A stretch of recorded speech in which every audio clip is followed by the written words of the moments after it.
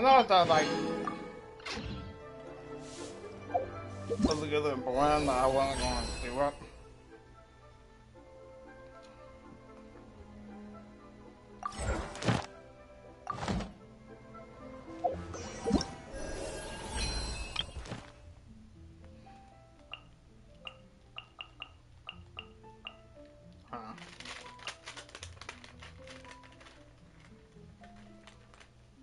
I do want Ayaka though.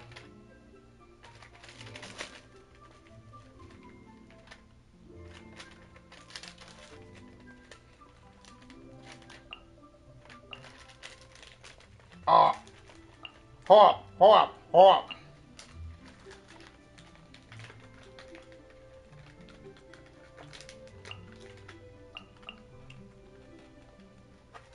Really?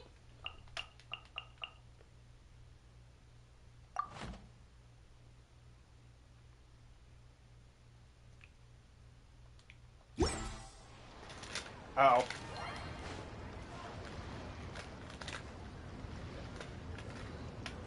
I might not have done that.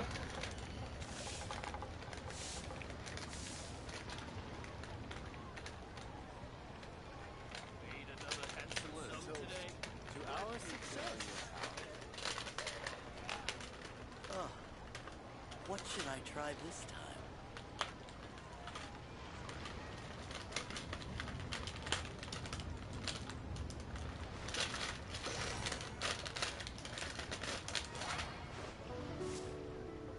Whoa.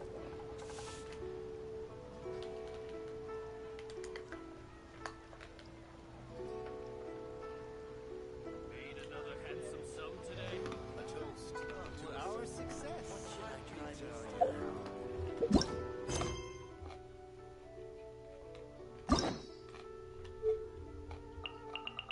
Sorry.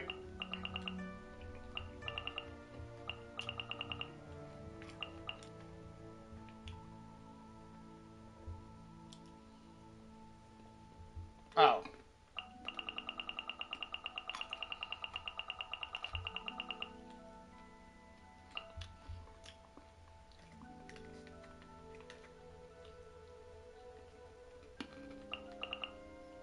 Oh.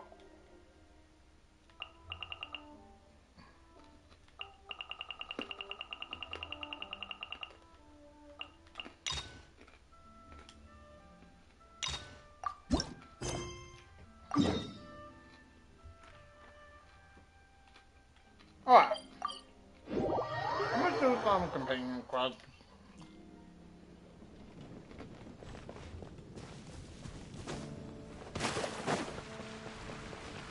Oh, it's you! Over here! It's Sarah from the Good Hunter.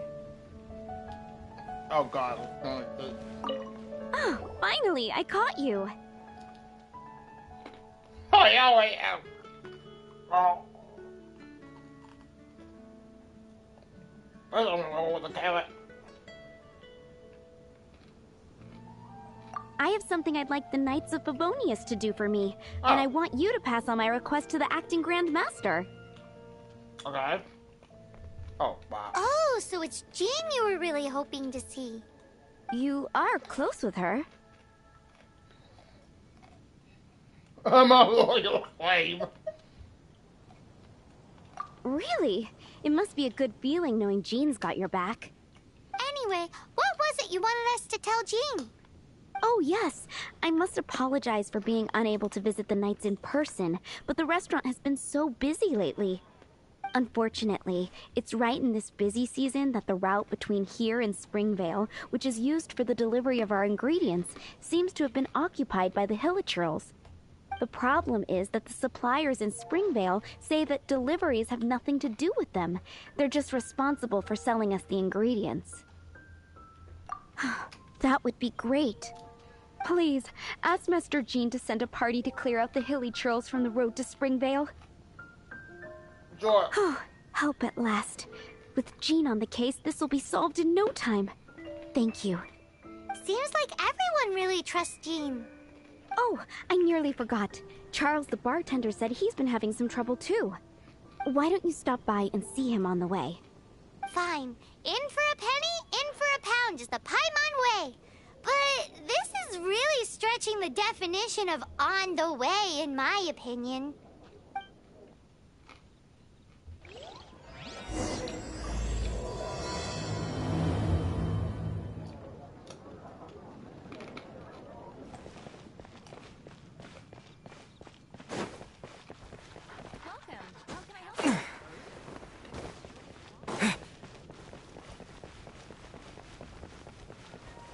What?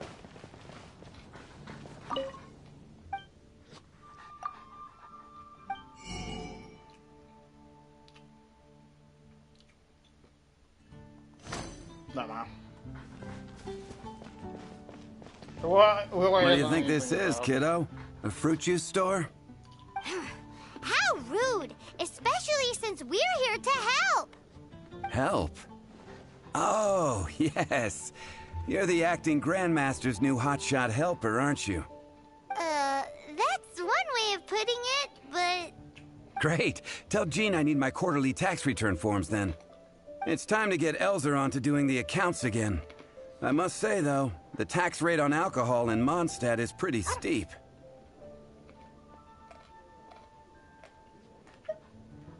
That's mostly down to Master D-Luke's successful business model.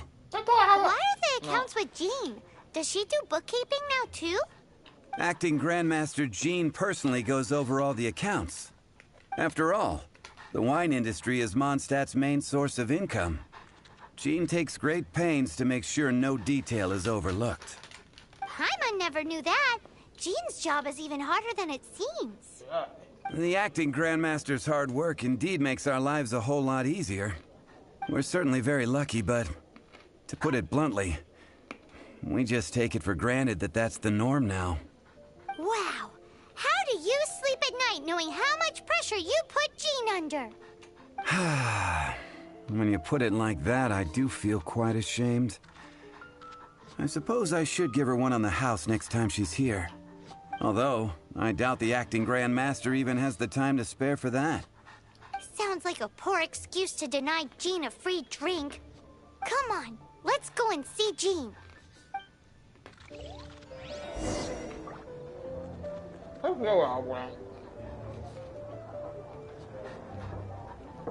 Be safe. May the animal...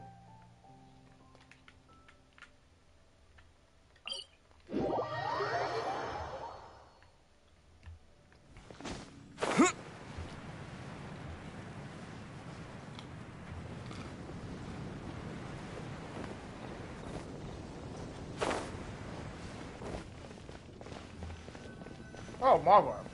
Hey, you two! Margaret? What are you doing here? My cat's gone missing. Have you seen it?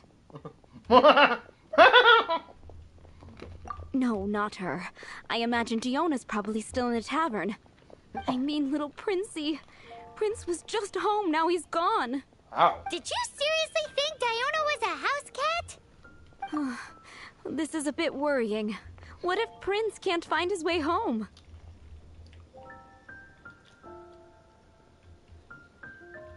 Nah, you're always such a big softie. It's a cat. Aren't we in the middle of something? Sarah and Charles need our help urgently, too. Let's go and see Jean first. You're on the way to see Jean? What a coincidence. Paimon thought you were looking for a cat. Yes, I wanted to see if Jean could help look for my cat. Seriously? You want Jean to help look for your cat? What's wrong with that? Jean's a really nice person. I mean, yeah.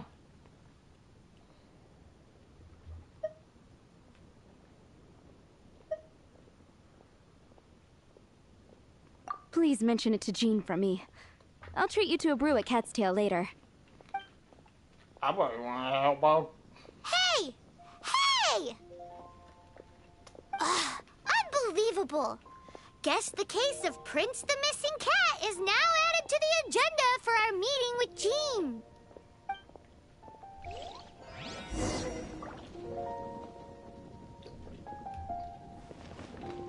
I mean, do we well by Mom? That doesn't sound... heck out. Wonderful, whatnot can do that. Hello, Zing. Acting Grandmaster? Oh, Master Jean?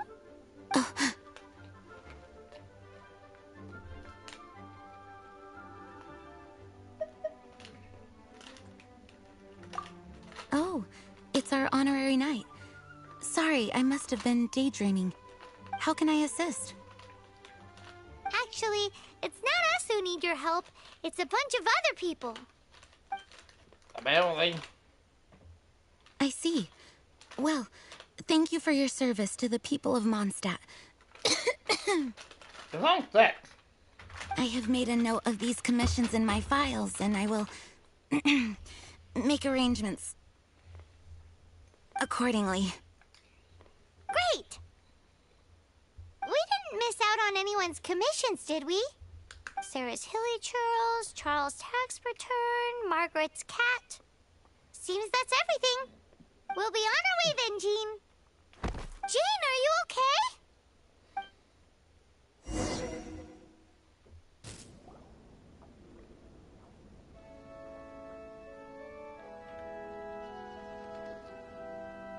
How's Jean holding up? Is it serious? It's just burnout from work stress. Yeah. She'll be fine after a good old rest. Thanks for bringing her here. She may have tried to keep soldiering on otherwise. It's not a surprise, though. She does have a lot to get through every day. Poor Jean. She's always been one to push herself too hard while overlooking her own needs. This isn't the first time something like this has happened.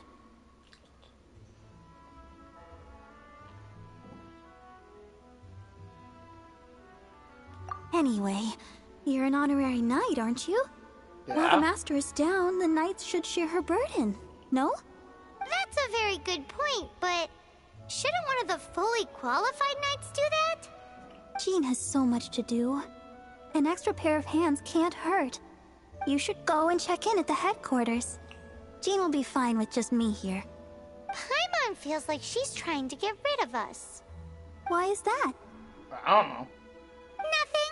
We'll leave you to it. Come on, let's go.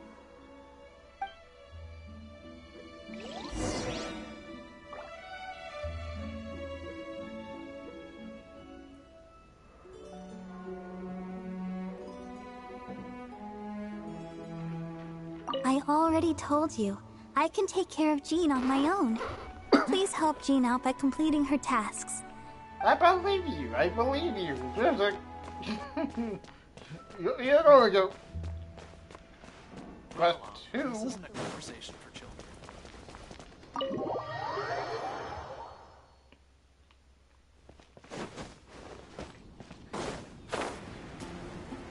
You know... I almost forgot, but I can't... Why?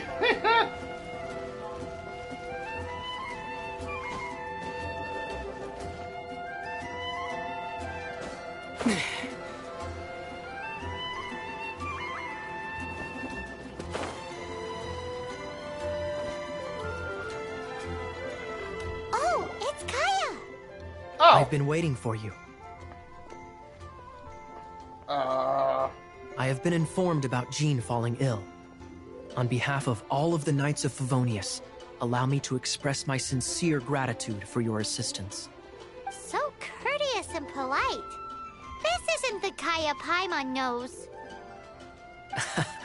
Well, the circumstances warrant it. This is the acting Grand Master herself we're talking about. Now, in addition to that thank you message, there was one other thing.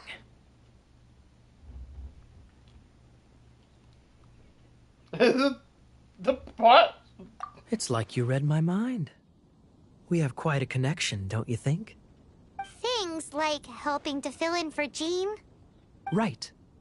Although the commissions you reported to Jean have already been handed off to someone else, I am concerned that they will not be handled with due care without Jean's personal touch.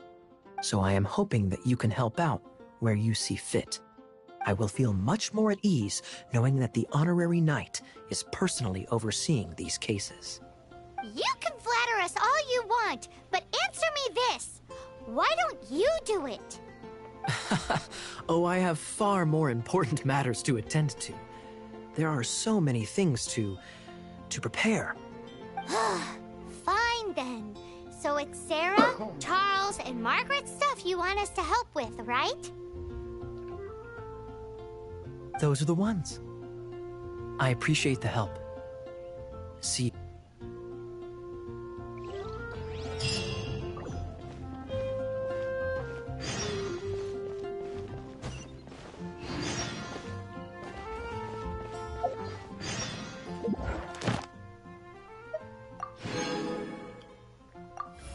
No, it's a good thing.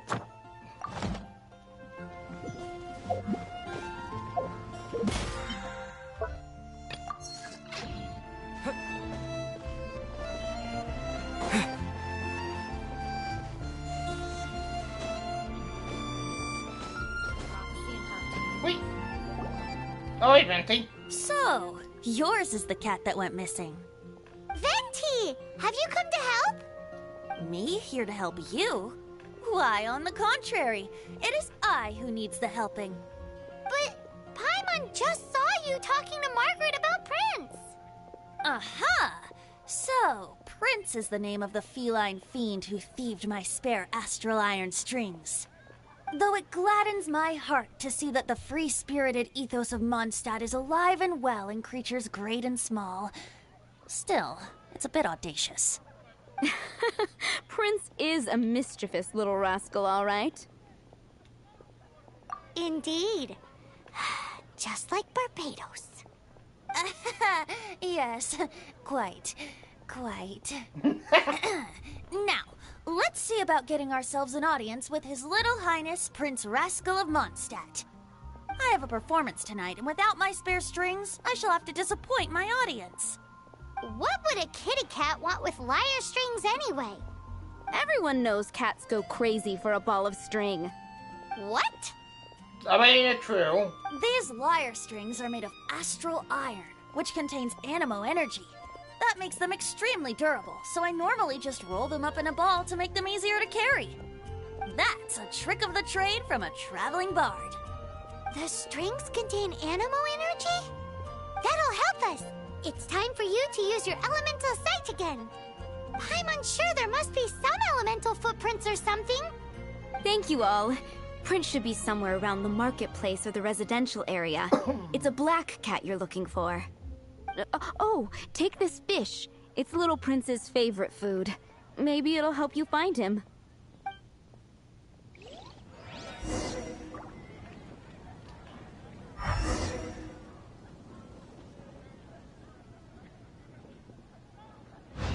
Prince should be somewhere around the marketplace. Remember, he's got black fur.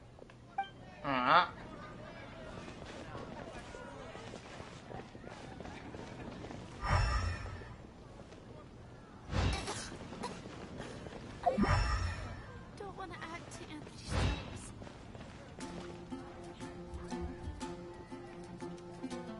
Wait, wouldn't he?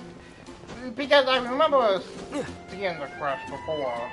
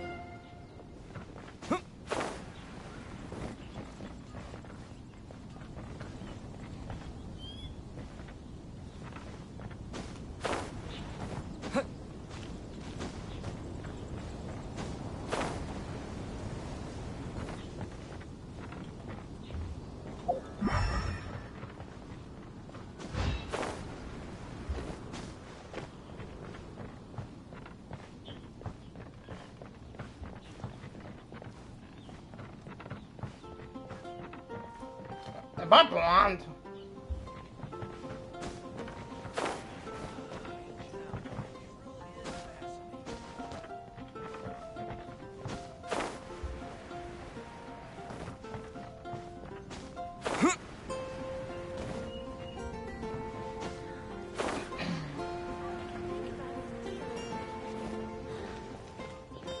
Ad Astra.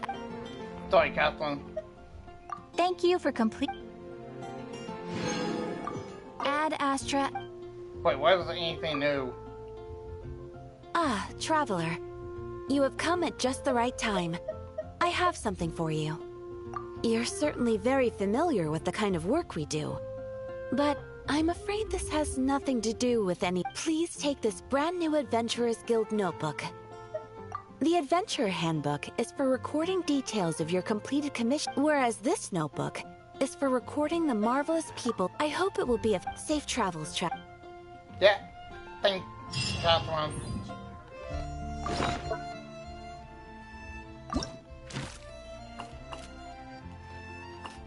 Oh.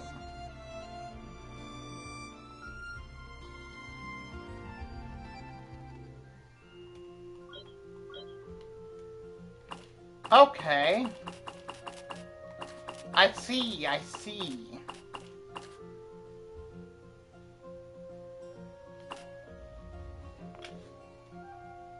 Okay, this definitely isn't like when you do quests, it's more like you.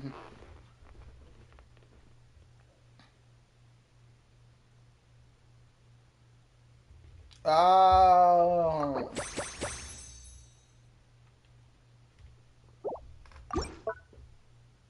Okay.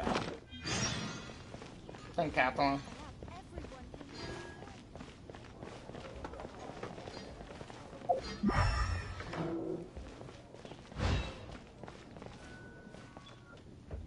Wow, Prince has very keen senses. It didn't take much to scare him off. See if you can approach him crouching from behind. It must be difficult not being able to float. If you're anxious to find Prince, why not coax him to you with some fish? Kitty cats, if you run out of fish, go grab some from the lake.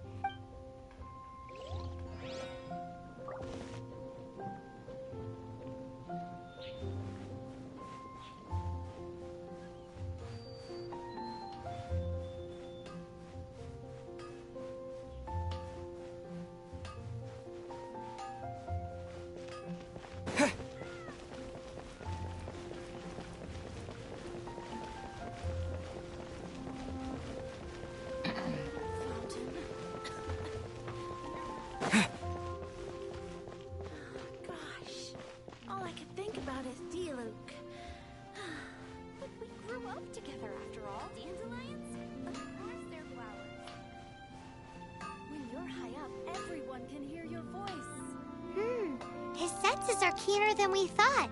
He can't have gone far, though. Why not track him with your elemental sight? Next time, try creeping up from behind. Quietly, of course. Or, if you're feeling patient, use some fish as bait and catch him off guard. Take your pick. You'll find no second-rate items in the way. Where is he?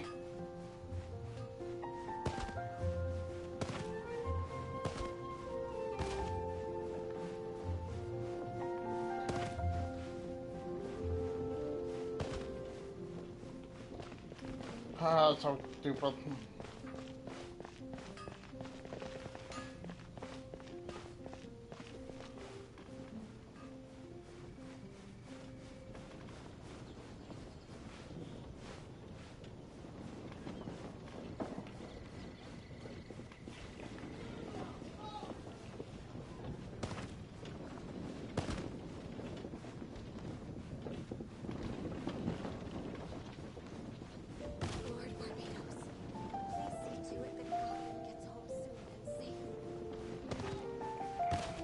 Who just them? 15, 16. That's a nice haul. Today's recommendation is the steak. I'm blonde. That's what I'll make tonight.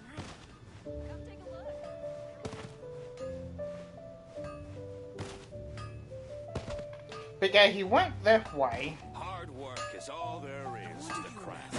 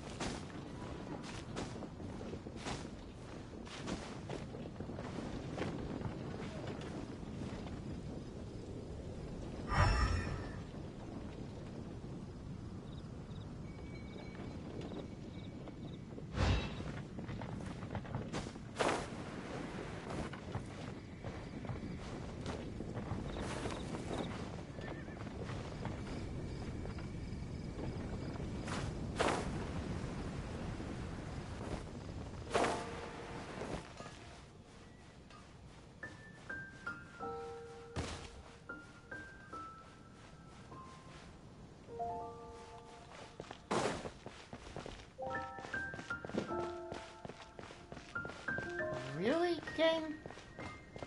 Okay, how did I miss it? A reward on the road.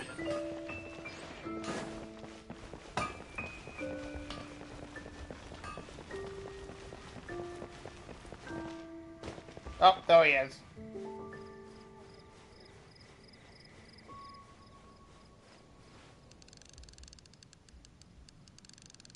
Moon pie. That's what I'll make tonight. Be safe. May the animal Archon protect you. Haha!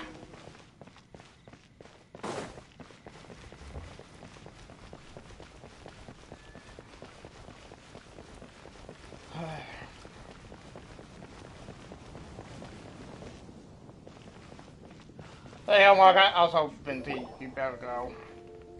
Prince! Where did you go running off to? Oh, thank goodness you're safe. We definitely had our work cut out for us looking for him. Oh, Princey, how could you leave me like that?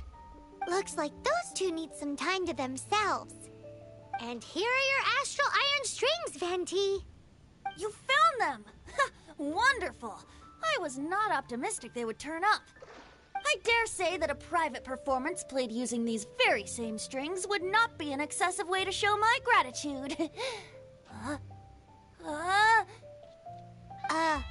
What?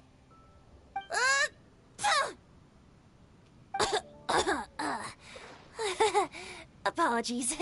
At this distance, my cat allergy seems to be rearing its head.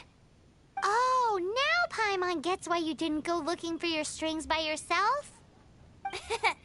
Anyway, thanks for the help. I'll be going now.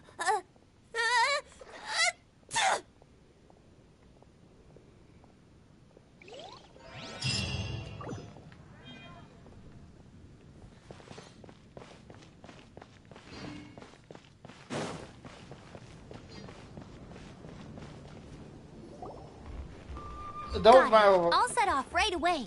Oh, Amber, are you here to help out with Jean's commission? Oh, hi. Yeah, I was just getting ready. Who better than an outrider to mop up some hilly churls on the delivery route? Oh. Sarah, what are you still stressing about? I'm an outrider, and I won't disappoint. You misunderstand me. I don't doubt your abilities. I'm just overwhelmed at the number of orders piling up in front of me. Another bizarre order came in just now. It's like they're hosting a banquet or something.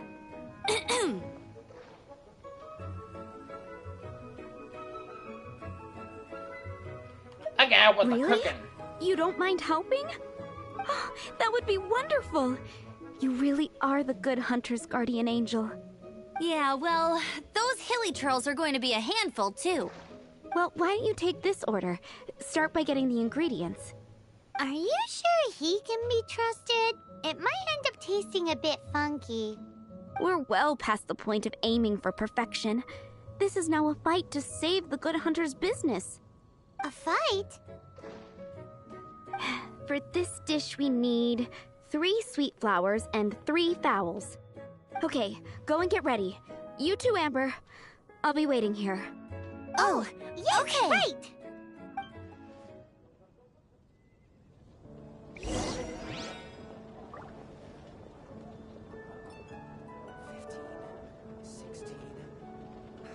That's a nice haul.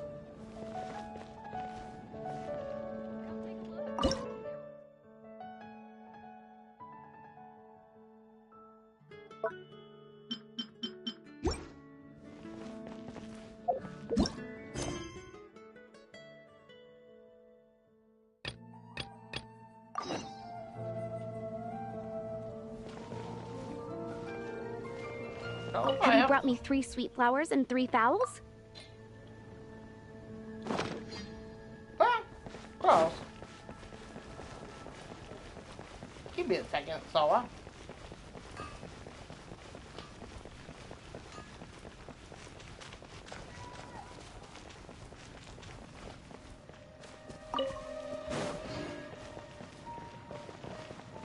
Oh, you know what? I could just like totally use this.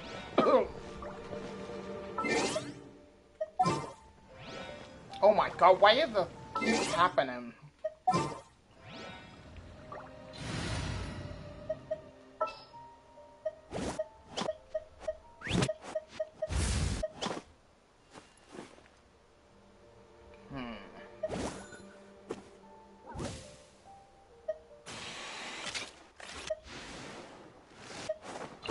I'll ensure you're safe.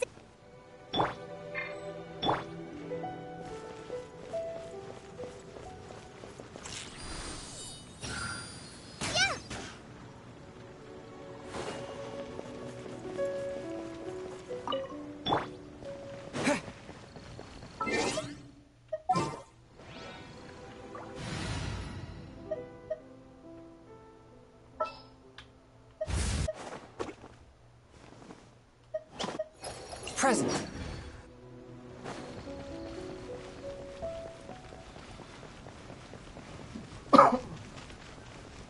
I didn't need to go for it.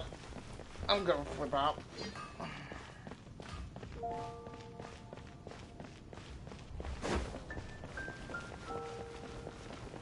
Have you brought me 3 sweet flowers? Here you go. Yep, that's everything. Now, order number 7 is for 1 sweet madame. Madame. And so begins the story of us becoming basic kitchen hands. You did say you'd help Good Hunter out. Be sure to serve it while it's hot. Cook, sweet madame.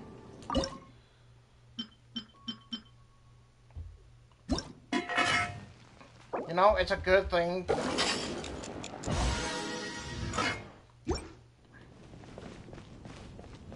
Any news on that sweet madame? Wait. One sweet madame received. Oh, This smells absolutely divine.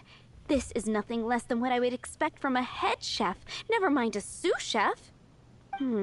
Since you cook so well, you might as well take this sticky honey roast next. Sticky honey roast? I'm sure she's heard Amber and Kaya mention this one before. That's right, a mainstay of the Good Hunter menu. It's my pride and joy. sticky honey roast? I'm sure she's heard Amber and Kaya mention this one before. That's not what you know. The Knights order it almost every time they come here for a gathering. Let me teach you the recipe for a sticky honey roast. Wait, didn't you say it's your pride and joy? You're going to teach us how to make it? Just like that?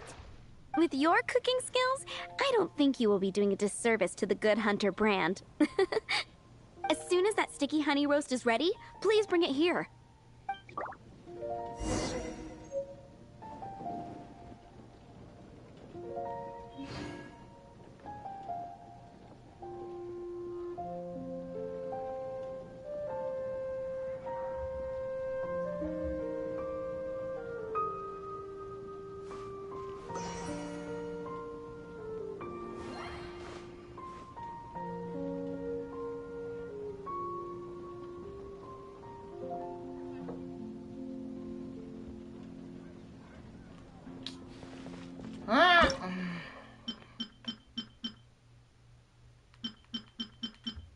Oh, we actually haven't learned sticky honey roast.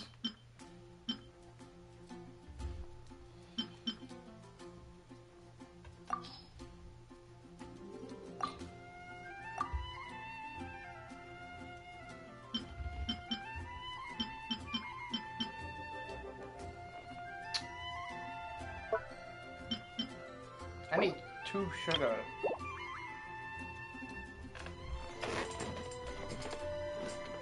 I have a lot of fruit flour.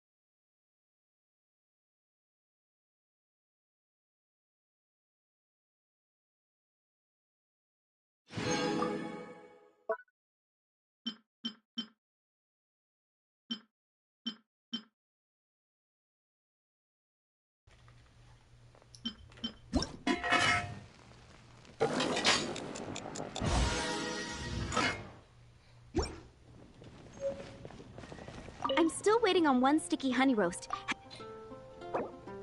So you go bet. This is... Wow! Did you really cook this? This is quite simply astonishing! You were born to be a head chef. Are we released from kitchen duty now? Yes, thanks ever so much for your help. Amber should be able to take care of everything else. If you ever get tired of being an adventurer, there'll be a job waiting for you at Good Hunter if you want it. Thanks, Sarah. Sarah? Whichever.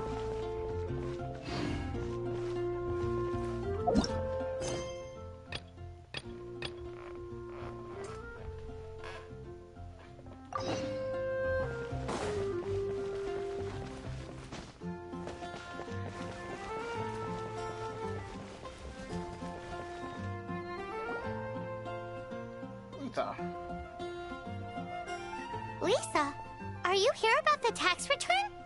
Oh, hello, darling. You're quite right. After I heard about poor Jean, I thought I might lend a hand with some of her more literary duties. Cool. Well, if we're no longer needed here, we'll be on our way. Wait a moment. Actually, Charles here was wondering... Please, allow me, ma'am. I just took a rather important order, but unfortunately we've run completely dry, and the delivery from the winery is behind schedule. If it's not too much trouble, could you go and do something about this logistical nuisance? What's so urgent about this order? It came in at the last minute. Literally just a few seconds ago. Exactly. Hence the urgency.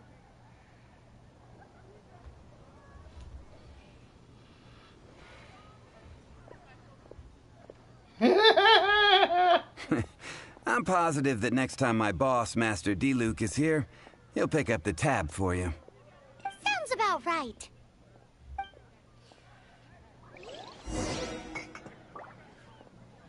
But I ain't gonna do this simply for free. Up.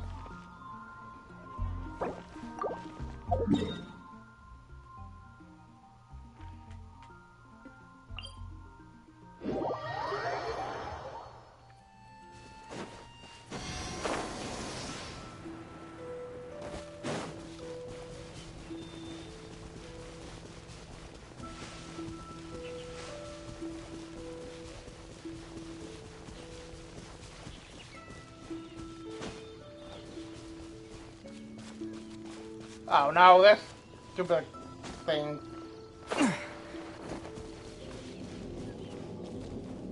What does it do again?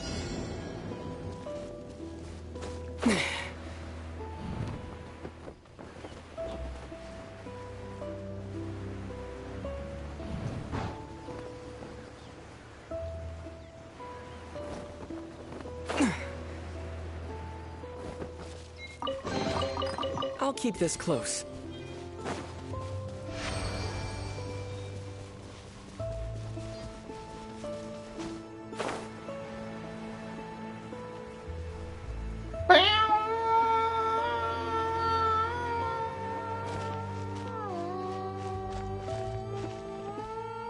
So this is where Charles's delivery disappeared to.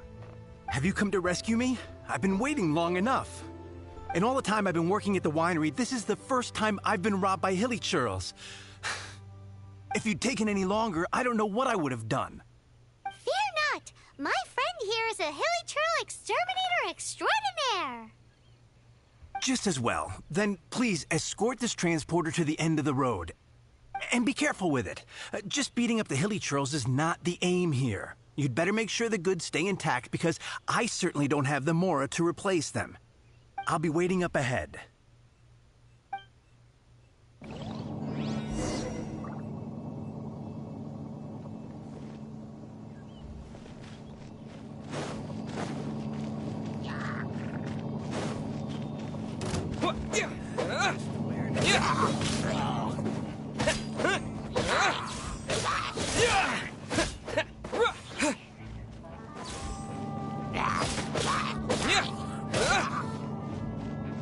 Take this!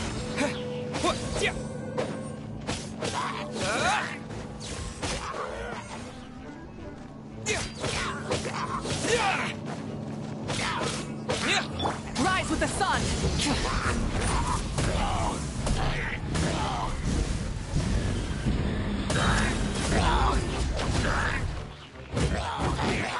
Pyroclastic surge!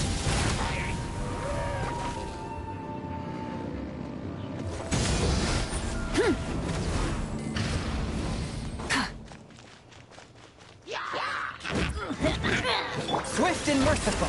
Spirit blade. Attack! Lightning slash!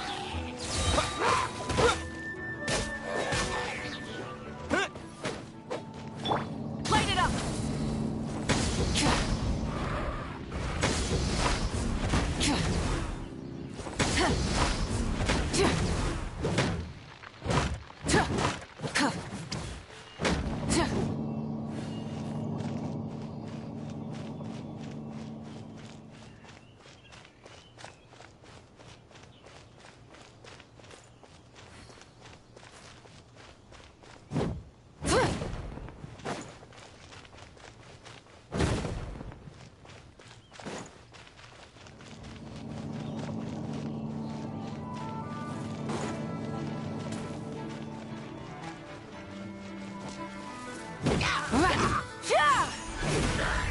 Full throttle!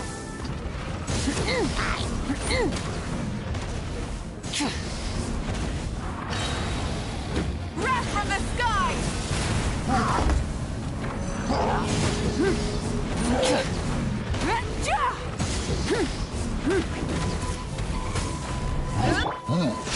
Following thunder!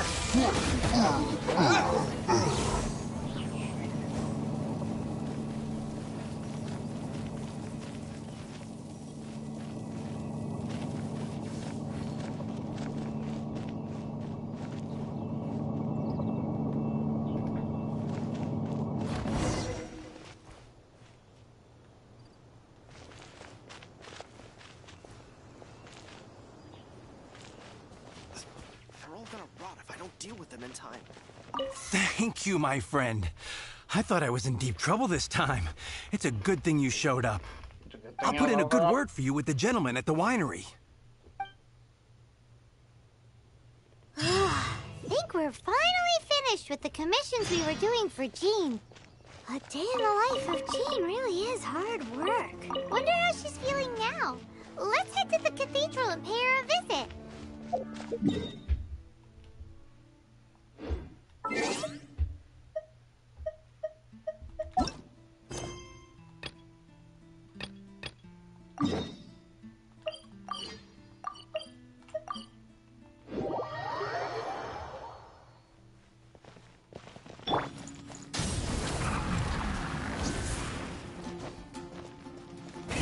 Rev the engines!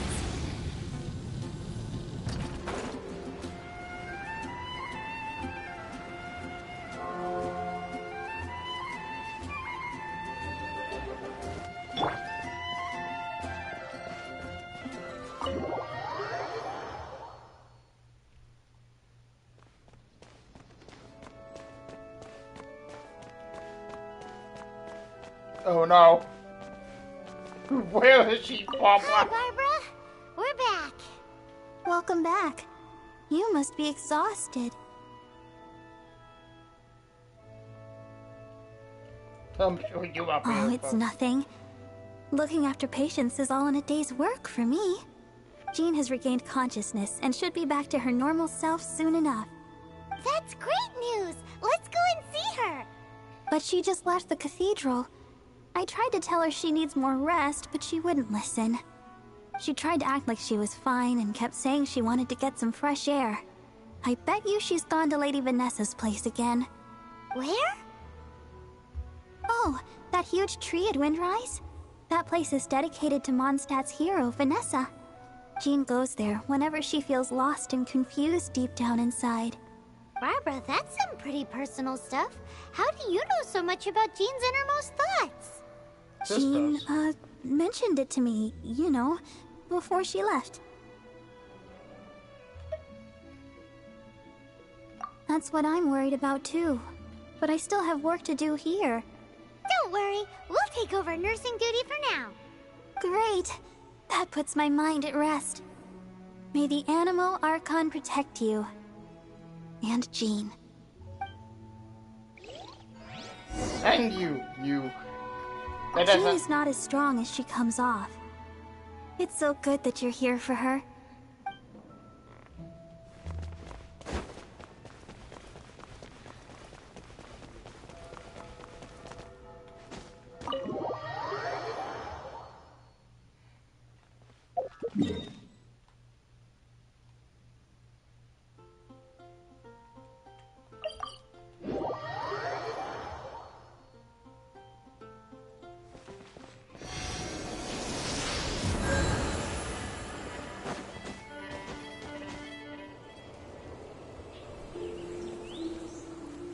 Lady Vanessa, I hope your watch over Mondstadt remains unclouded. I do not know if I, or the rest of the world, as you had hoped for, have become stronger.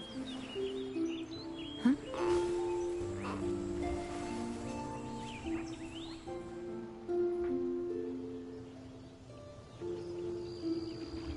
Hi, Jean. Are you feeling better now? Much better. I was not expecting you to come here. Thank you for your concern. Are you sure? We saw you beneath the tree just now, leaning on your sword. It looked like you were struggling. Are you sure you aren't pushing yourself too hard? Oh, thank you. That means a lot to me. Hearing that boosts my spirits. But I must find a way to cope with minor setbacks like this on my own. Otherwise, how can I be the protector that Mondstadt needs me to be? The protector that Vanessa was. You truly revere Vanessa, huh? I do. Vanessa was the first Grandmaster, a kind yet formidable woman. I have always hoped to follow in her footsteps. As the Lionfang Knight, she courageously overthrew the oppressive ruling aristocracy of her time. Then, she founded the Knights of Favonius and became known as the Dandelion Knight, spreading grace and compassion throughout the land. Dandelion Knight? Isn't that your title? Actually, all of the Knights of Favonius Masters throughout the ages have inherited the title of Dandelion Knight or Lionfang Knight. Oh, that makes sense now. You too want to be as gentle as the Dandelion Knight, and yet as fierce as the Lionfang Knight. Yes, I know it sounds like a huge honor, inheriting both these titles from Vanessa, but I see it more as a huge responsibility. After all, it is a lot to live up to. Paimon Paimon thinks so too. Huh? Jean? Who's there? Caught red-handed. Finally, an opportunity comes to get rid of the Master in a moment of weakness. And then you two show up and ruin everything. How did they know about Jean's condition? Choosing this moment to strike is a low blow, even for this lot. As long as my name is the Dandelion Knight, I swear I shall not be defeated by such despicable means. Since this opportunity has slipped away, I shall now be Stop! After him! Jean, you're still recovering. No, I must go after him.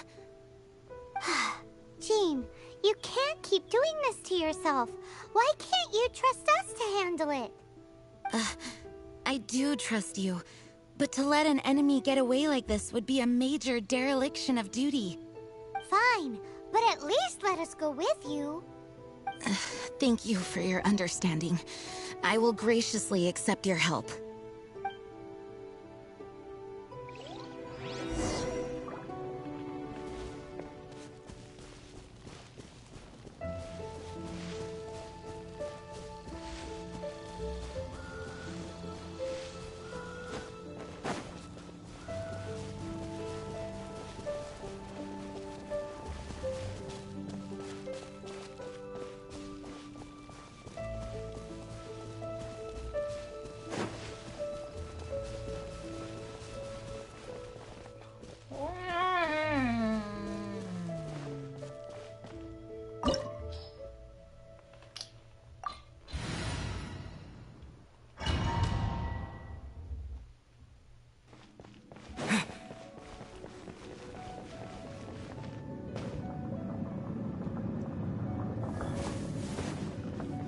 Oh god.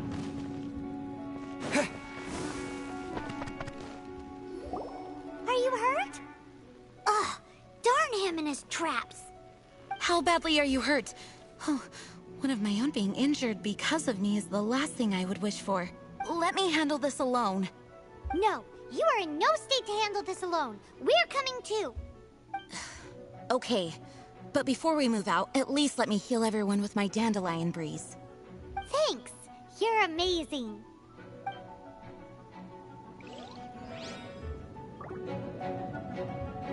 To be fair, I just couldn't see it. But thanks for the free food.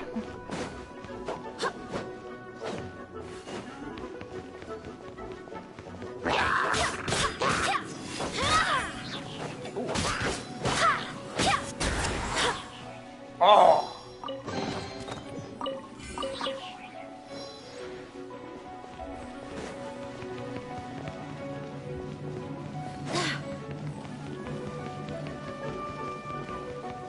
No, I like hers, when power over, like, April's.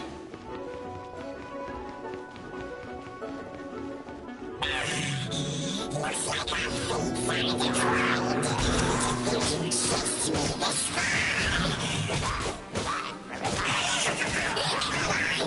Place my brave supporters. I will swallow them to calm their fear of water.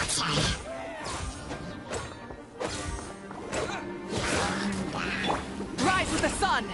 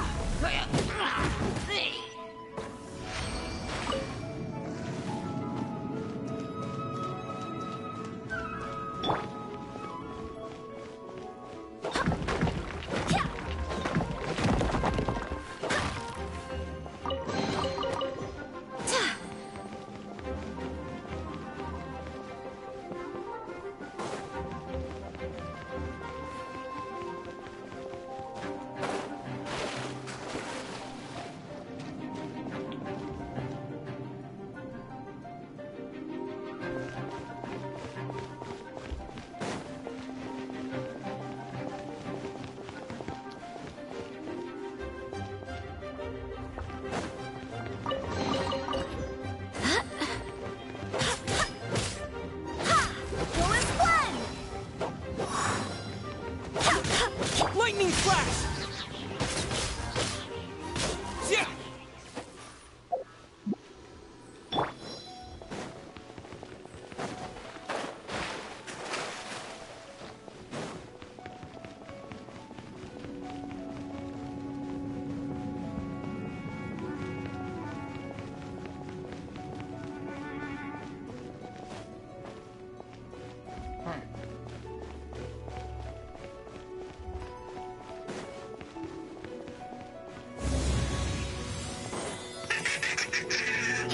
Face the fury of my flames. This one is enough to reignite the fiery fury of the rest.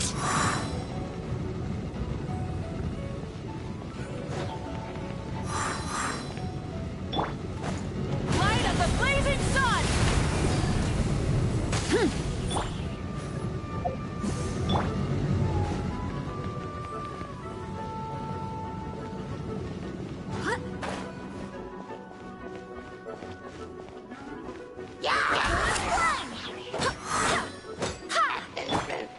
Burn it down!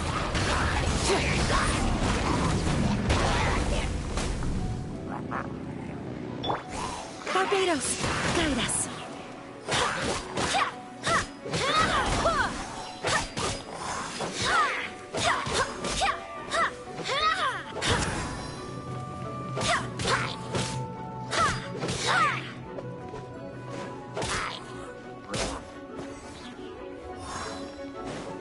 Nice.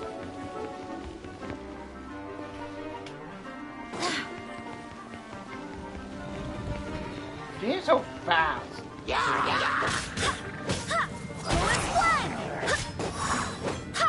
Take this!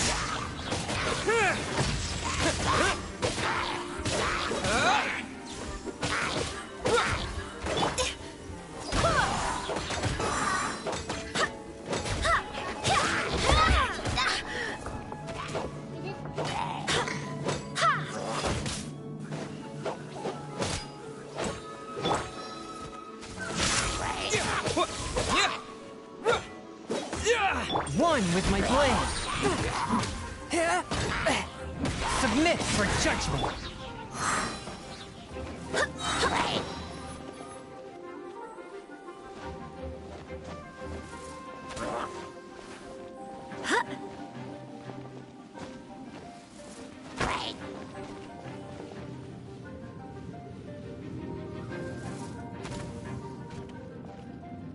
I swear by my sword!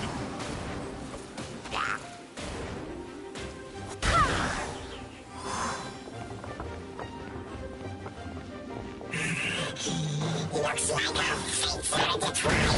The things you pushed me this far. I will deal with you myself. The sun! Full throttle!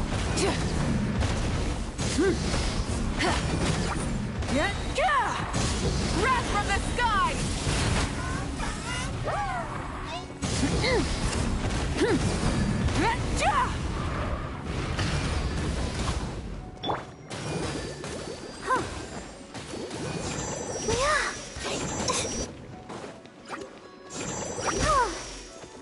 Come on, we can do it. Let the show begin.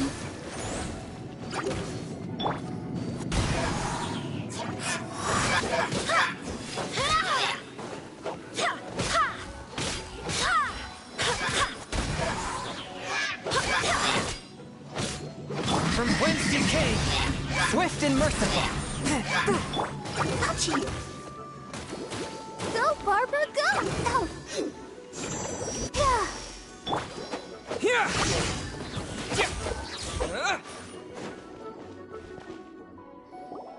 Whew. Thanks to Barbara's help, my condition is better than I thought. The main thing is that you're safe. Now, isn't it time to get back to Mondstadt and rest, Acting Grandmaster? Yes, I should at least go and thank Barbara again. I hope she's not upset with me.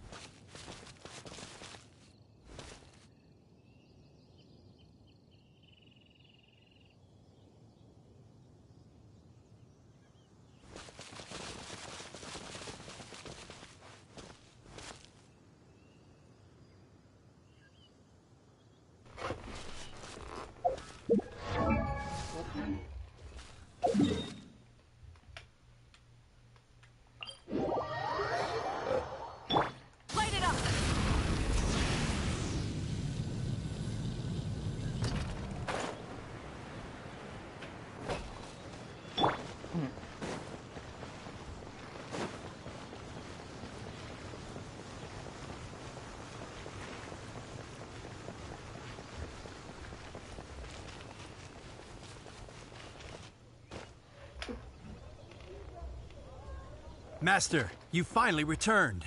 The Animo Archon protects you. Swan, were you waiting for me? Has something happened? Yes, at the Angel's Share. Don't worry, it's nothing big, but...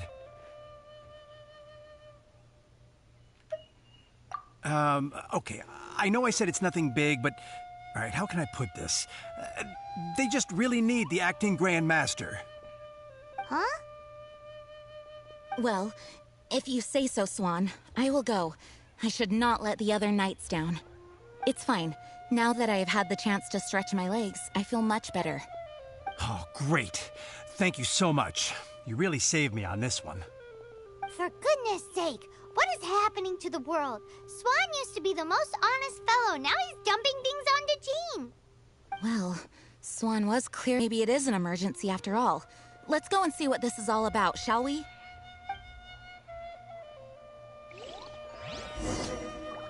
Oh boy.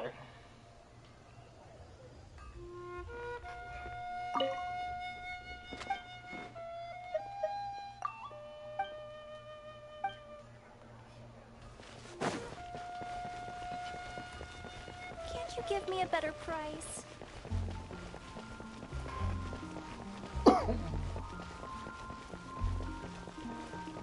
If I take a back alley, I shouldn't get caught by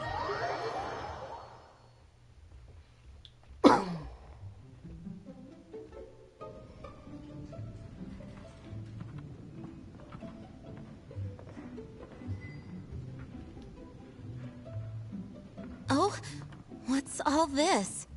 It's a thank you party for you. A thank you party? Jean, when we heard the news about your illness, we were all so worried about you. We can only imagine how much pressure you must be under as acting Grand Master, and you do so much work all over Mondstadt.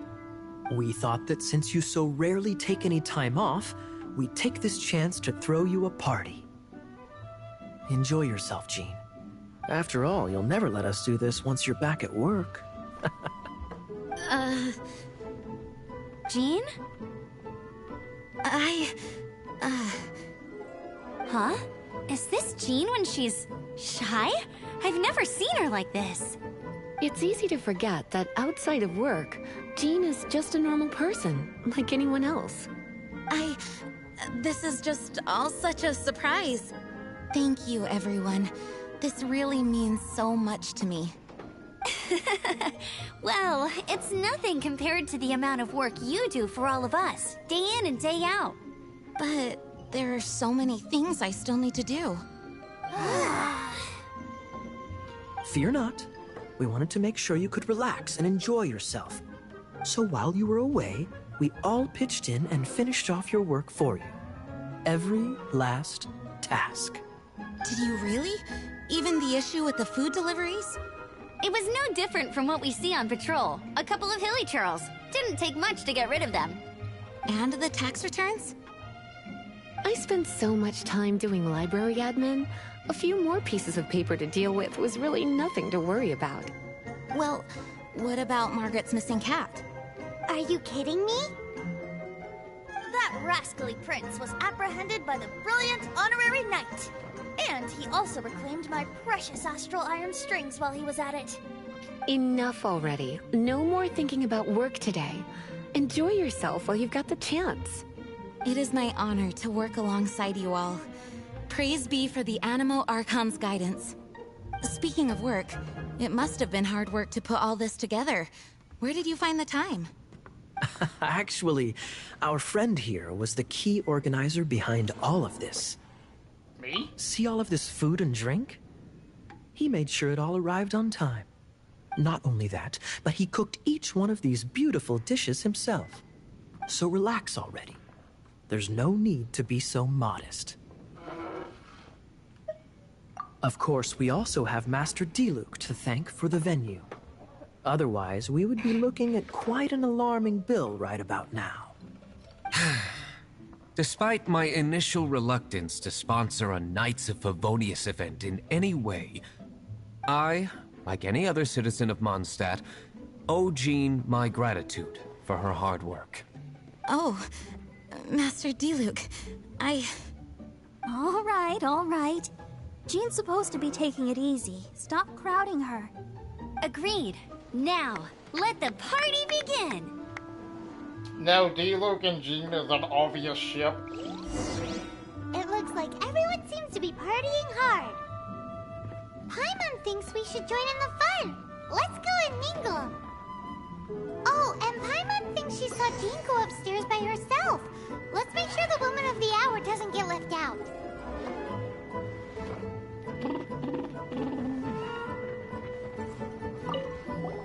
Oh, wow. Amber, you look like you're about to burst into tears. Whatever is the matter? 2 things. 1, this sweet madame. 2, this sticky honey roast. Did you make them? I refuse to believe it. Where did you suddenly learn to cook so well? I'm going to finish eating this, and then you're going to teach me everything you know. Don't you dare try and run off. What? Amber been drinking?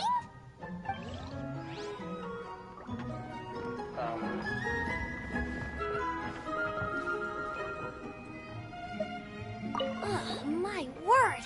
The Dawn Winery's wine is every bit as delectable as they say. I would never be able to afford this normally. So, in the spirit of enjoying the moment while it lasts, another glass for the bard, please.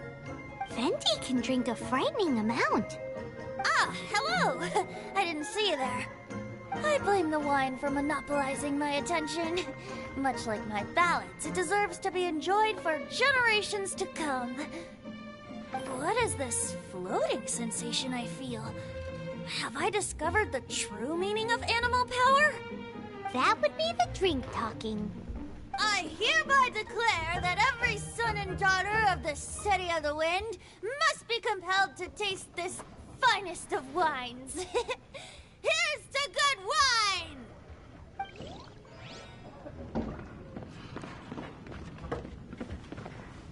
That's glass number 37. What's Diluc doing? I'm keeping count of this bard's alarming pace of progress through my wine. Only the knights drink for free tonight. It seems he didn't get the message. When he sobers up, I will present him with the bill. Diluc, you're a meanie. I'm joking, of course. I highly doubt he could afford it anyway, so I shall spare him the bill.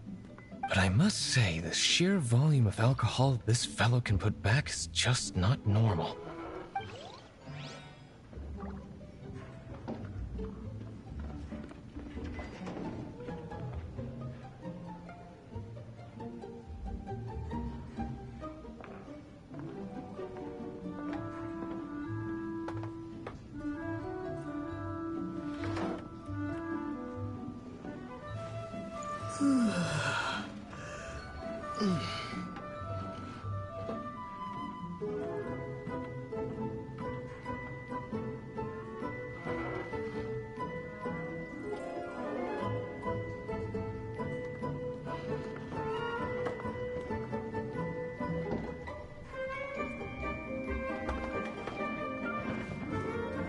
Hey, having a good time? The thing is, Jean knows all of us so well now. When someone organizes a surprise party for you, the closer you are to them, the more bashful you tend to feel about the whole thing. So instead, we just gave you all the credit. After all, you did do more than your fair share of the work anyway. Of course! This party was clearly Kaya's idea. Shy Kaya? This is gold. You think so? So you admit it? I'm only indulging you since it's such a special day today.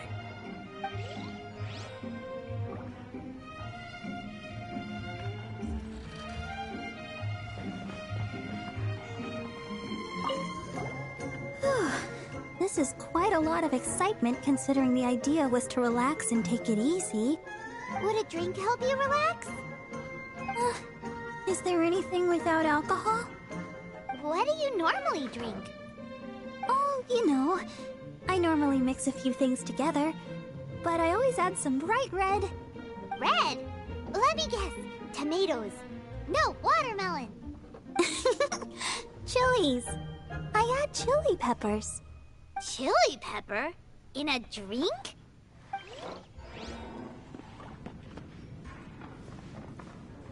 Leaving the hustle and bustle of the banquet behind them, the two of them stood there, together, in the quiet of the night, while the rest of the world melted away around them.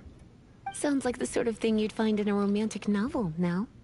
I'm not trying to get you to recite poetry to me or anything.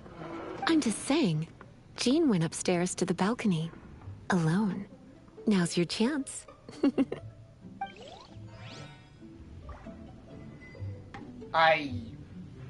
Lisa, I don't understand Lisa most of the time.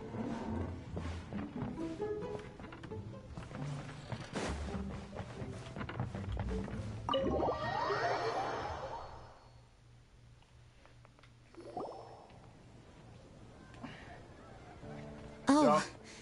it is you. Is I? Yes, I am just getting some air. Uh-oh. It seems like something's bothering Jean. I want to thank you again. I knew nothing of this. Either way, it is good to be here together with everyone. It has lifted my spirits. And it has taught me something. What's that? I am definitely more of a dandelion knight than a lion fang knight. The lion fang knight represents Vanessa's past, a past in which she fought hard for Mondstadt.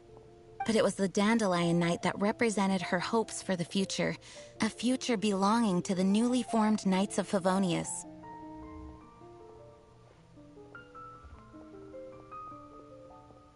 I do believe that Vanessa watches over us, whether from high up above or from the wind all around us. Let the wind lead. The winds of freedom will guide us along the path that lies ahead. I hope you will continue to join us on that path.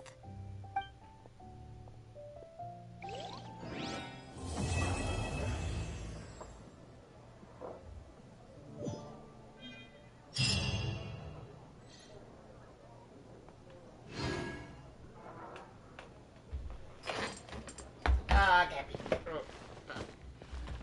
Go. I'll be back.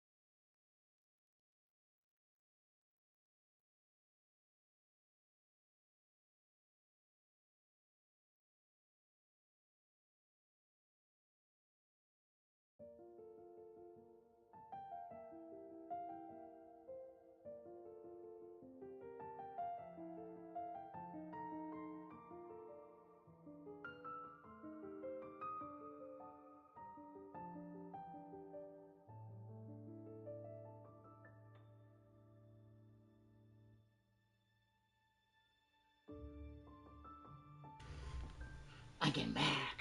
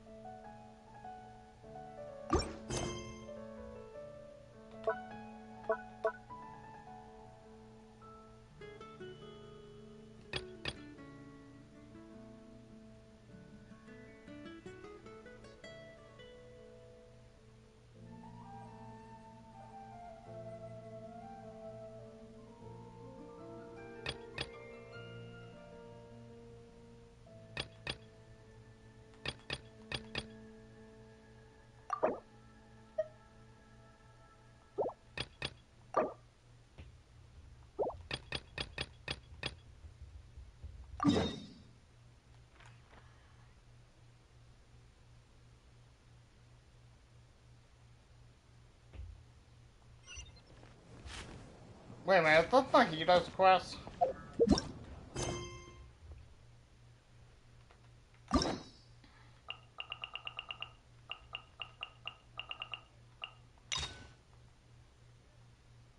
No.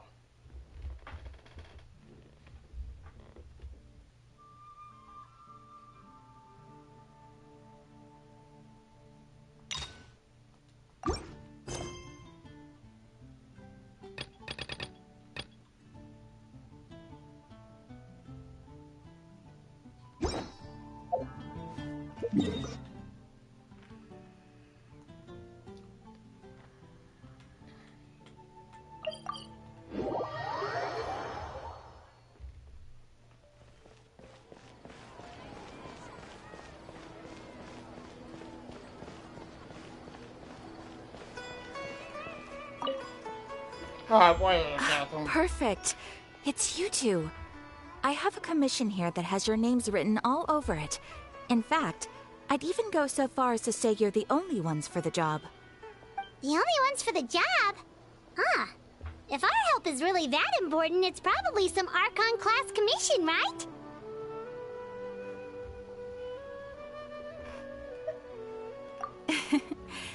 The Adventurers Guild doesn't employ that kind of classification system. In fact, this commission is also probably not nearly as intimidating as what you're expecting. All it asks us to do is to find the missing person. Oh, is it like about, Huh? Then why did you say we were the only ones for the job? I came across this commission while reviewing our backlog not too long ago. It seems simple, but our records indicate that over a dozen successive efforts to complete it have all ended in failure, despite attempts by several accomplished and renowned adventurers.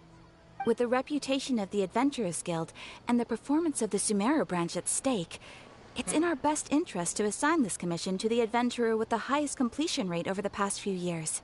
Well, that's us for sure. Larry will get you everywhere with Paimon. All I'm asking is for you to give it your best shot.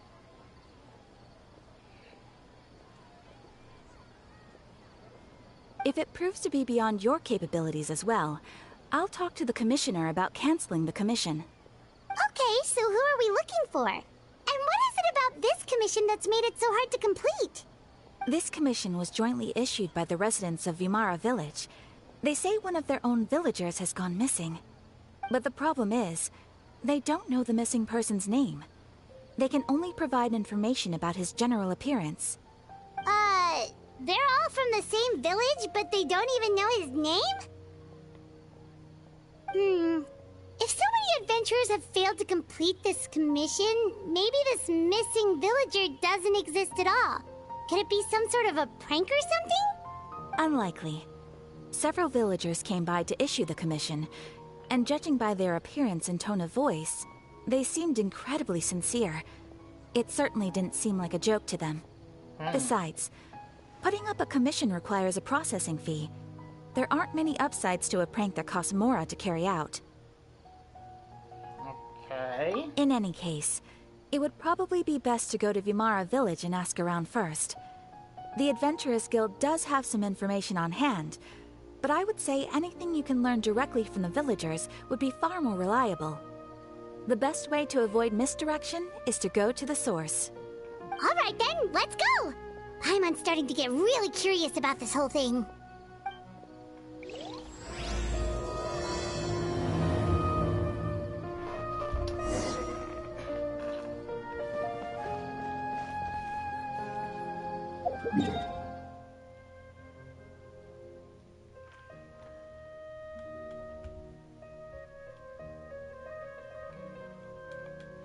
I could go over here to drop down.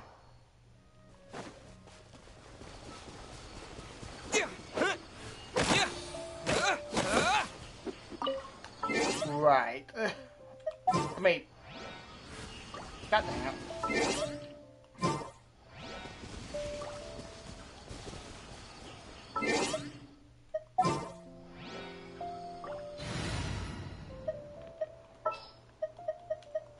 Trainee Force.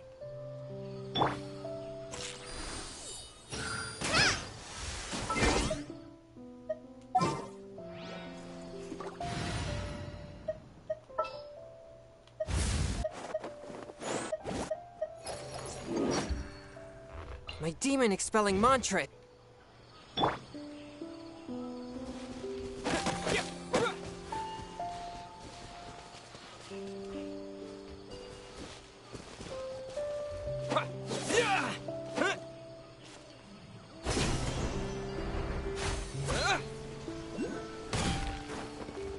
Well, that's bad.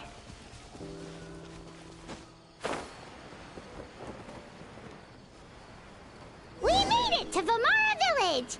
Why don't we talk to some of the villagers to learn a little bit more about the missing guy? If this commission is really as challenging as Catherine made it out to be, we're gonna need to carry out a very detailed investigation. Oh, there it is. Yeah! Right.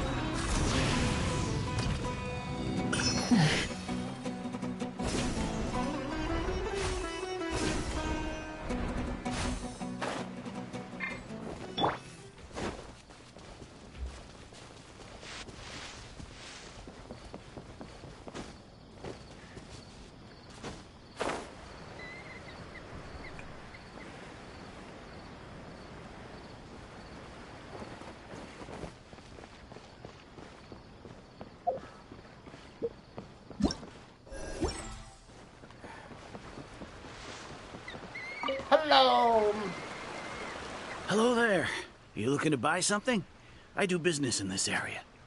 Oh, no, we're adventurers. Catherine sent us to look into a commission here in Vimara Village. Ah, so you're here about that, then. Ah, you're not the first, that's for sure. We've certainly made a lot of trouble for you all. To be honest, we aren't holding out much hope. Many adventurers have made their way out here, confident they'd be able to help us, only to leave soon after with nothing to show for their efforts. We've pretty much had it up to here in questions, and the area around the village has practically been overturned in search of clues. But no one has been able to make any headway. So, this person we're looking for, what's his name? Where did he live? Does he have any relatives? I don't know. I really have no clue. I couldn't tell you. Okay, guess you are really sick of answering questions. I'm sorry, I didn't mean to sound short with you. I was actually just giving you my answer to your questions. I know it may seem like we don't have anything to offer by way of information, but I promise you, we all have a very strong impression of him. When you live in the same village as someone, you develop a lot of memories together, you know? We just don't know the specifics. Maybe we did at one point, but that information is long gone by now. At least that's what everyone in the village seems to think. We've all exchanged what we know, and that was the only logical conclusion. All right, specifics aside then, what kind of person was he? Young guy, in his early 20s probably. Incredibly kind sort of person, always willing to lend a helping hand. I'd chat with him when I didn't have any customers. I even saw him stick out his neck for others on more than one occasion. Very interesting guy, that one. Now that you've started talking about him, you don't seem nearly as down in the dumps as you did before. Seems like he left a pretty good impression on you. But of course, everyone in the village is pretty fond of him. We wouldn't have issued that commission otherwise. There aren't many young people like him nowadays, so genuine and pure. To think that he just up and disappeared one day. I just hope nothing bad happened. Could he have just moved away without telling anyone? No, he's not the type to leave without saying goodbye. And anyway, moving away without being seen by a single person in the village, there's no way he would have been able to manage that. Huh. All right, thanks for the information. We're gonna go ask around some more.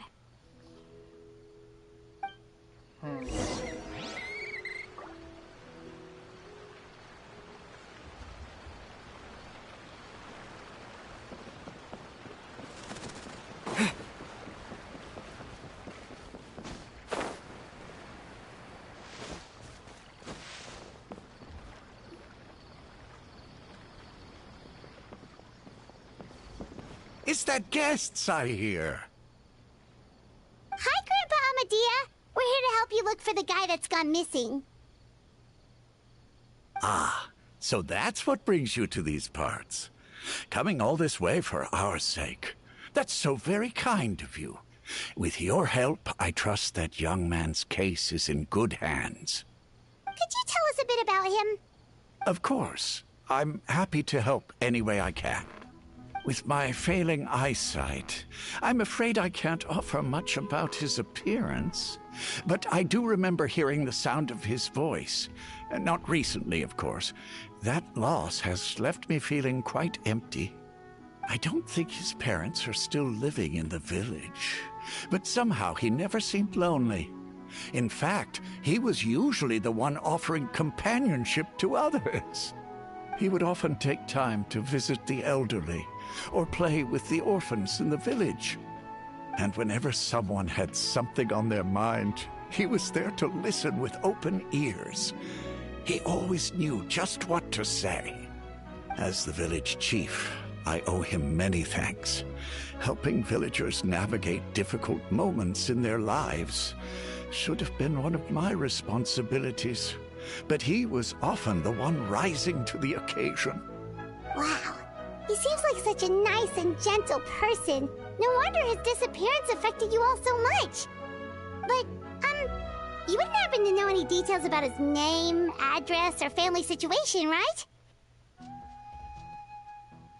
I'm ashamed to admit it, but I just can't remember.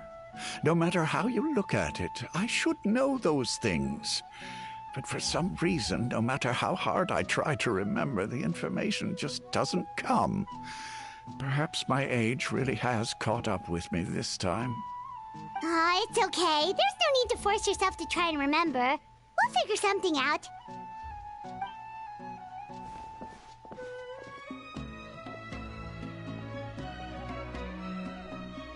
Well, Traveler, what do you think? Something not adding up. I don't think so too. Like, the name thing. It's so weird that no one remembers his name. And nobody has been able to tell us anything about his family or where he lived. It's like this guy's been erased from reality or something. Maybe the Hida knows something. Wait, so you're saying it's not that he's been erased, necessarily, but more like he never existed to begin with? Okay, Paimon's gonna need some time to process that one. Someone who only exists in people's memories?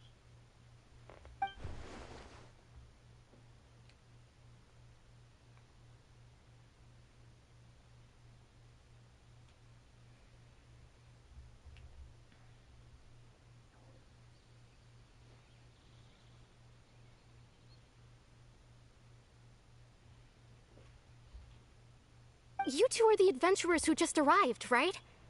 You're here for the Vamara Village Commission? Yep, sure are. We were just looking into the case. I'm so glad to hear that. Thank goodness you haven't given up. I've been so worried the Adventurers Guild might cancel our commission. My name is Atosa, by the way. I grew up here in Vamara Village. Anyway, I just wanted to say, please keep searching for a missing villager. I'm begging you. You have to find him.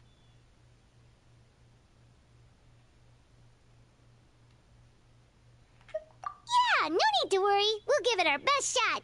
So, were you close to the missing villager? Are there any leads you can give us? I'm not sure this counts as a lead, but follow me. There's a place I'd like to show you.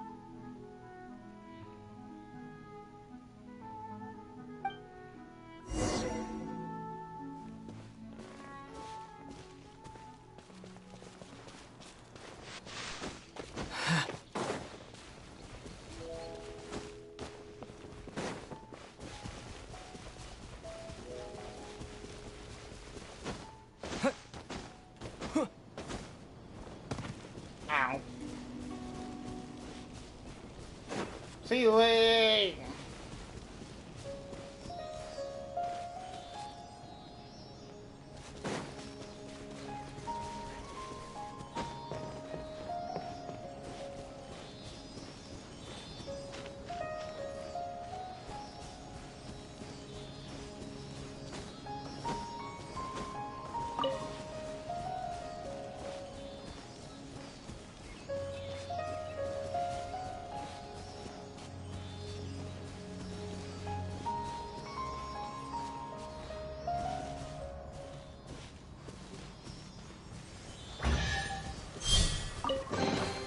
Is this an answer from this world?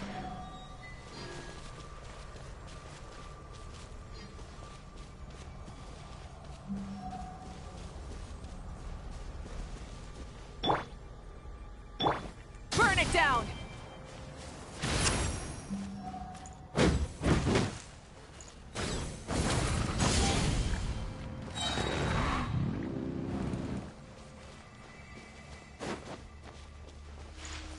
Light it up!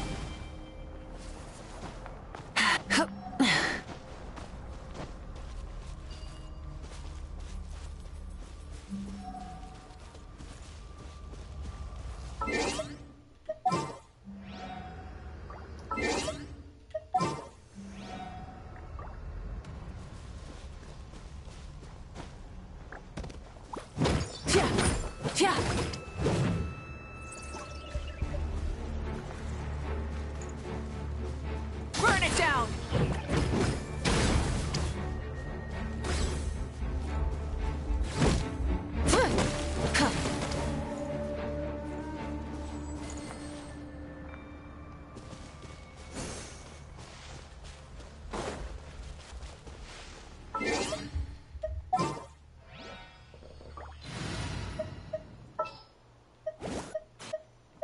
I'll ensure you're safe.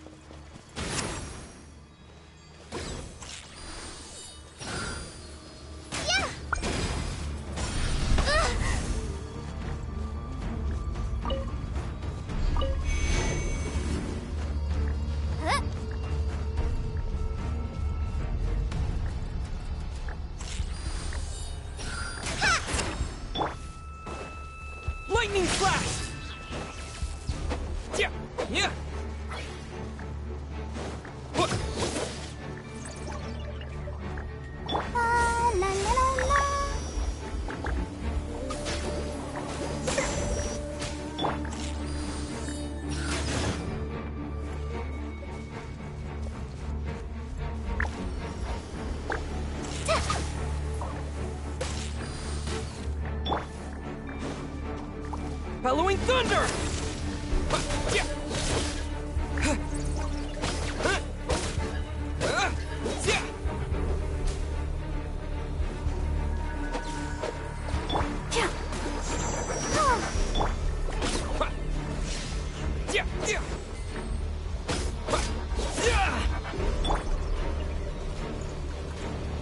Light of the blazing sun!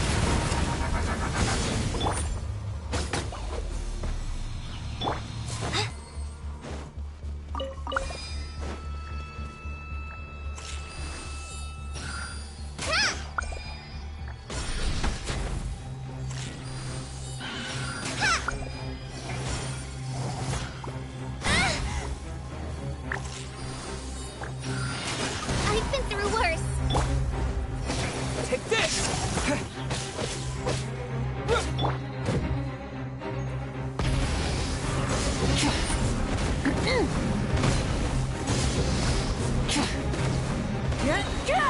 Wrath from the sky!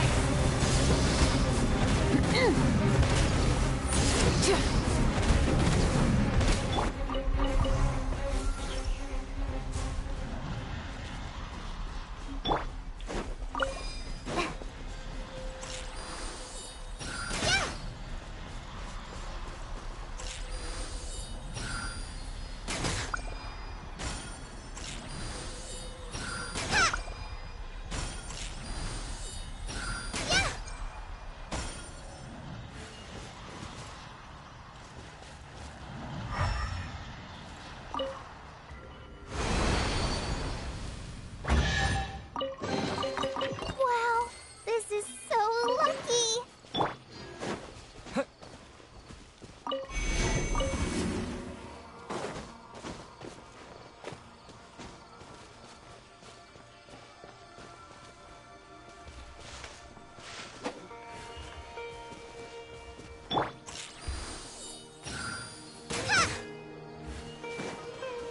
What am I supposed to do here?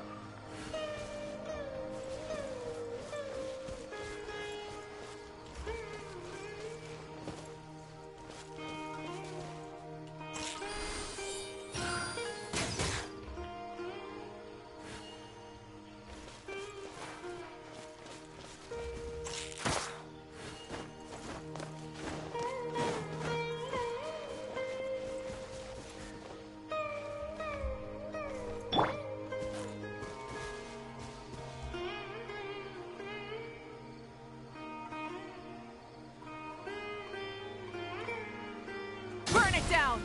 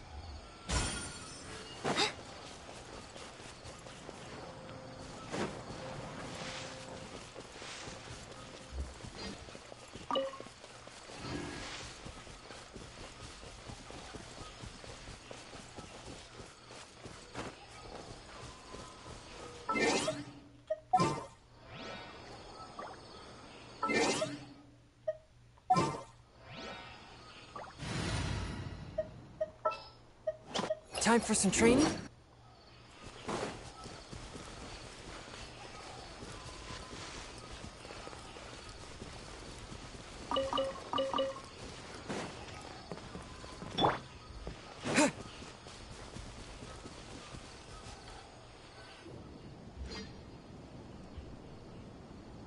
Is this the place?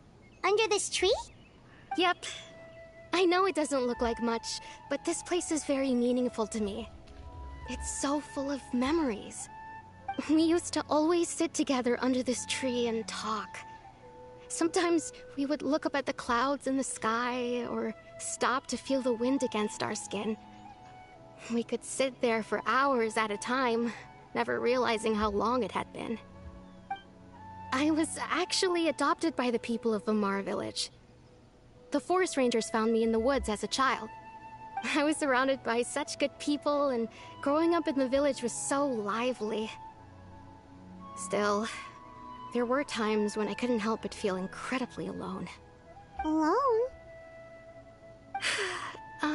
How should I put it? When something's bothering you, or when you have good news to share, you always want to talk about it with somebody. But for the longest time, I didn't know who I could talk to, or if I should say anything at all. Everyone has their own problems to deal with. Even if I might want to confide in others, I don't want to become a burden. Really? You know exactly how I feel?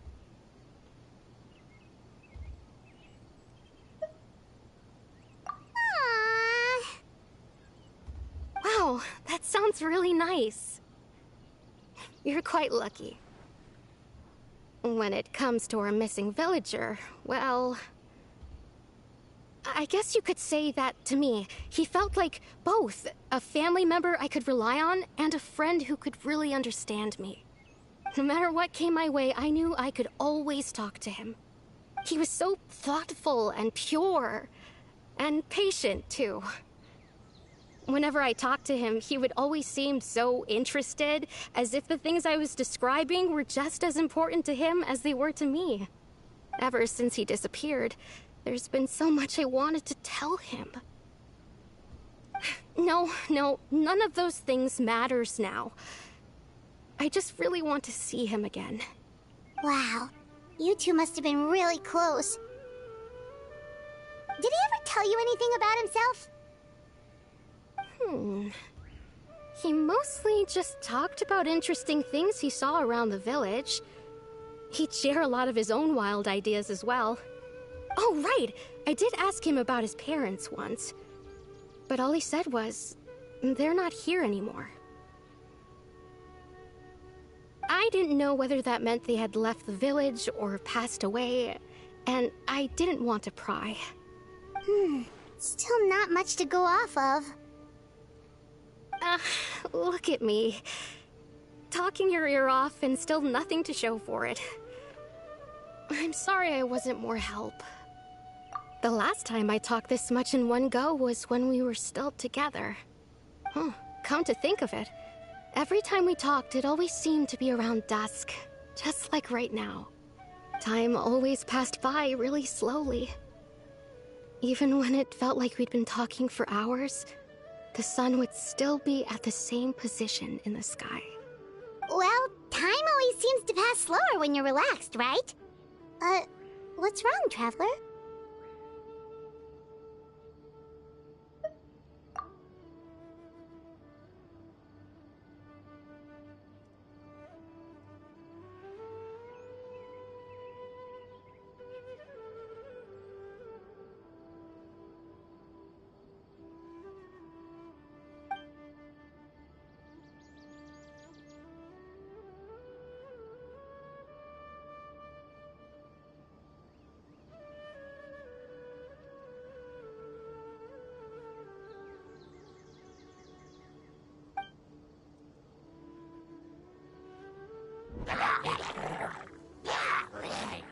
Hey, look at those hilly trails over there.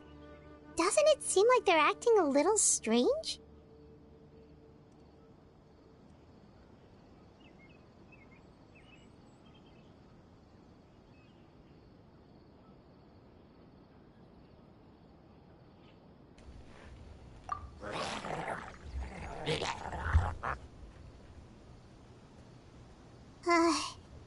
The Abyss Order. Could they be the ones behind all of this?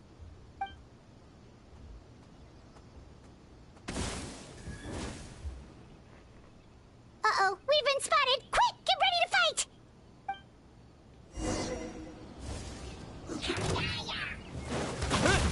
They're not talking. Lightning flash! A touch of frost. Submit for judgment. I'll protect us.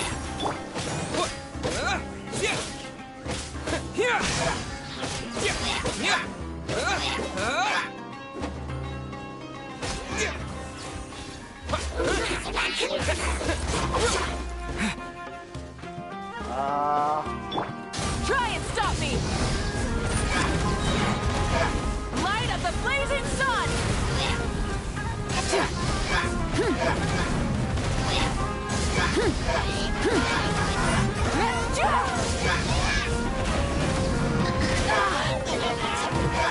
Time to buckle down. Light it up!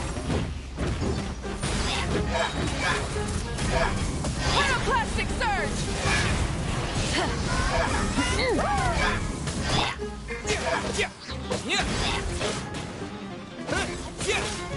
Lightning slash! Thunderclap!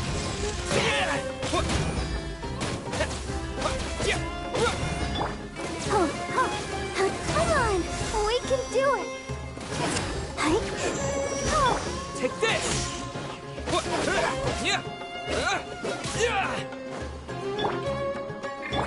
Spirit Blade! Attack! Burn it down!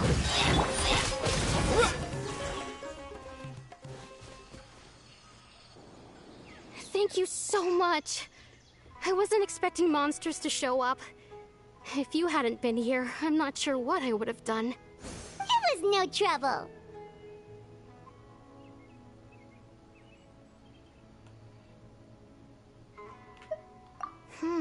Now that I think about it, the hilly trolls around Vimara village have been a lot more active lately. They seem agitated and would often attack anything in sight. Chief Amadea doesn't allow the children to play in the area around the village anymore. Maybe the Abyss Order really is involved. Well, we should head back and check out the situation in Vimara village just in case.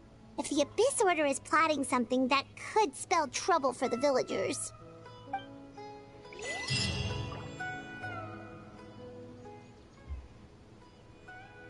Wait a second. The person... It's Dainsleif!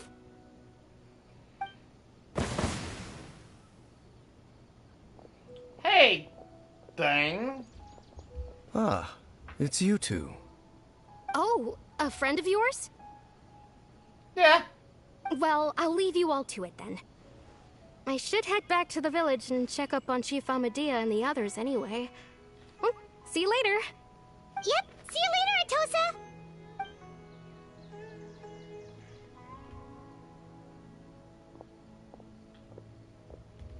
Why do you always have to pop up out of nowhere like that? Is it your life's mission to jump scare us or something? It's hardly personal, or intentional for that matter. As long as you and I are both in pursuit of the Abyss Order, we're bound to cross paths. Ah, so you're here to investigate the Abyss Order then. That would explain the monsters you were fighting just now. Naturally. Hold on. Are you not here for the same purpose? No matter. It may have taken you a while to catch on, but I'm sure you've also realized by now that there's something strange about this place. The Abyss Order is most certainly planning something in this area. Or worse, their plan could already be in motion. So you think the Abyss Order is behind the hilly trail activity in the area? As things stand, I highly doubt that is their primary motive. I would imagine the increased hilly trail activity is merely a byproduct of whatever it is they're really trying to accomplish. Still, the hilly trail activity is causing a lot of problems for the people here. We should stick around for a while and protect the village, don't you think? The best way to protect them is by figuring out what the Abyss Order is truly planning. That is how we prevent further tragedy.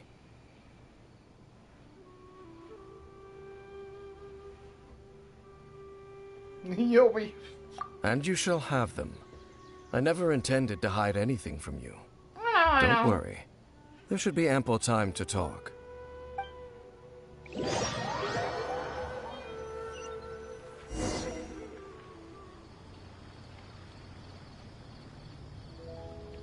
Ah. So that was the commission that brought you here to Vimara village. Someone who seems to only exist in people's memories. That is indeed quite intriguing. I would agree that it's unlikely you have a simple missing persons case on your hands. However, Any possible connection to the Abyss Order is still unclear. It appears all we have by way of clues is increased hilichurl activity, and that is certainly not much to go off of.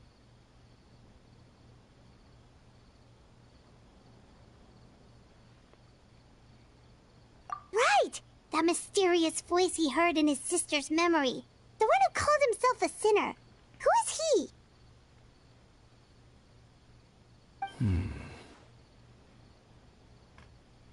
Traveler, let me ask you this. Do you believe your sibling to have betrayed you? I mean, maybe. But I want to have faith in her. I sense hesitation in your words. After all, you still haven't figured out the whole truth of what happened. There's still hope for the two of you to reconcile. Irreparable damage has not yet been done. The sinner you wish to know about, his situation is different. He and his fellow sinners have long betrayed me, and long betrayed their nation. His name is Vedrfolnir, the Visionary. I'm loath to admit it, but he is also my kin, my older brother. Your brother?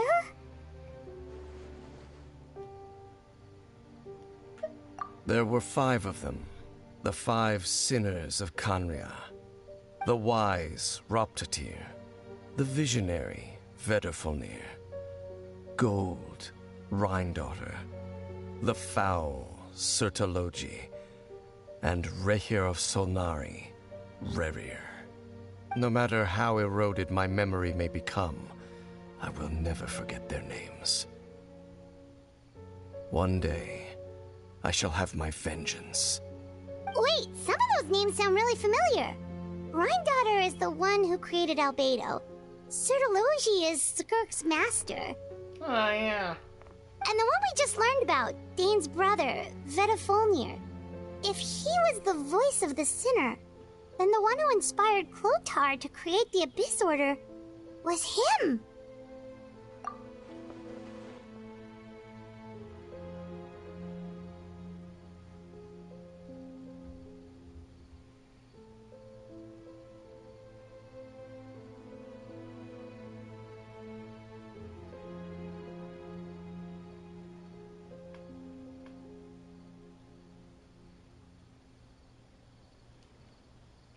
They were once people of great esteem in Khaenri'ah, those who carried the hopes of the nation. They were the best of their peers, outstanding in their respective fields. 6 of us, together. We should have been the ones to prevent the disaster, the ones to stop the Vinster King from continuing to rock the foundation of the world. Yet, deep within, the 5 of them craved something more. They could not resist the call of the Abyss, and divided among themselves a power that could destroy the world.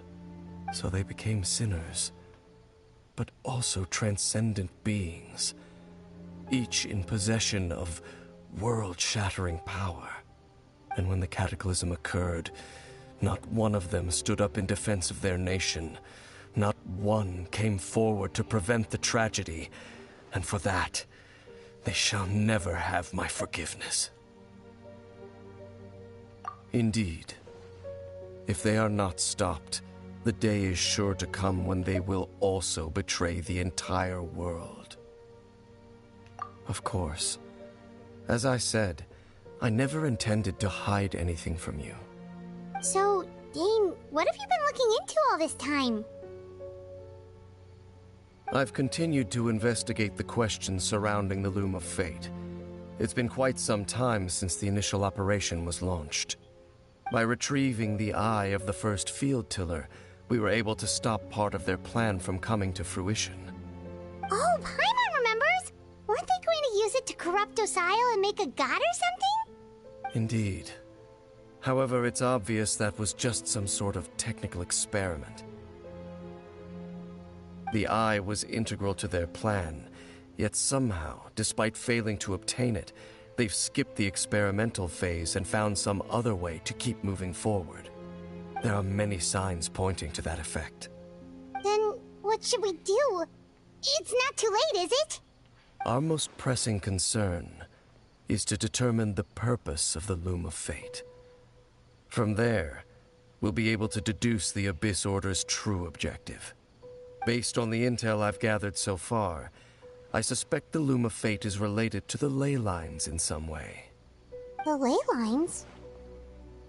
Traveler, you were able to observe your siblings' memories last time, yes? I believe that was due to the fact that the ley lines in that area were unstable. My recent investigation has shown that Abyss Order activity in a particular area is usually followed by a series of issues with the ley lines. Wait, then our commission here in Vamara Village, the person who seems to exist only in people's memories, could it be connected?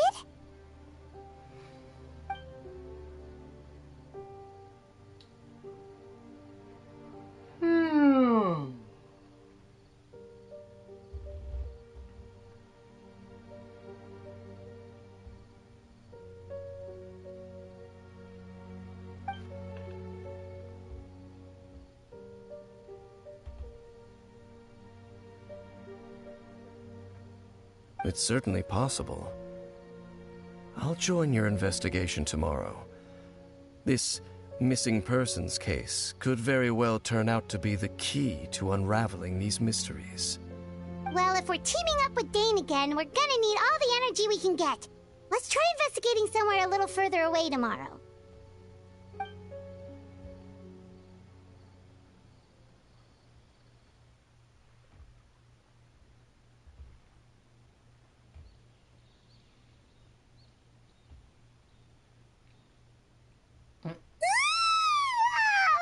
So tired. Paimon used way too much brain juice yesterday. It's all Dane's fault saying all that complicated stuff. Well, let's go find Dane. We've got a lot to do today.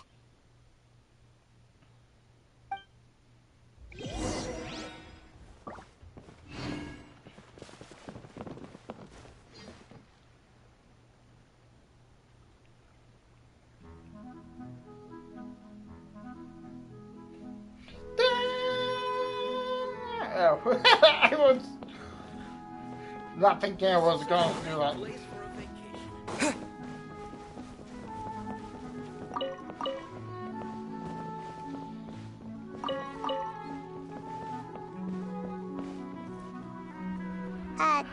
Dane? Hello, Dane? Why are you just zoning out over here? You okay? Did something happen? The missing person from your commission. Could you describe them to me? Oh, young guy? Early 20s? Seriously, Dane, what's going on?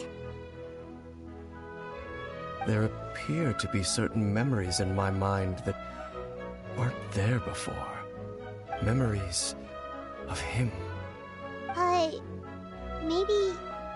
Maybe we just talked too much about him yesterday and you had a weird dream or something? No, it wasn't a dream. They're memories. Memories that suddenly appeared in my mind after I woke up. And I'm certain I've never met this person before. I remember handing him the eye of the first field tiller. What? Okay, so this missing person definitely has something to do with the Abyss Order then! Indeed. And it appears he possesses the ability to implant memories into the minds of others. Wait then. All the memories the villagers have of him, could they be fake too? Maybe they never knew him at all. But why would he do something like that? Whatever the Abyss Order is planning, An important truth has been revealed to us this morning. What sort of truth? That their goal is still to obtain the eye of the first field tiller. They haven't stopped searching for it. I am the only person who knows its location. Perhaps implanting that particular memory was an attempt to interfere with my mind in some way. Your concerns are not entirely unfounded. I don't believe the Abyss Order is capable of altering reality like that just yet. However, considering their single-minded pursuit of the Eye, I would say an equal level of caution is in order on our part. Come with me. We must check whether the Eye is still in our possession. Oh, so you're going to take us to where you hid it?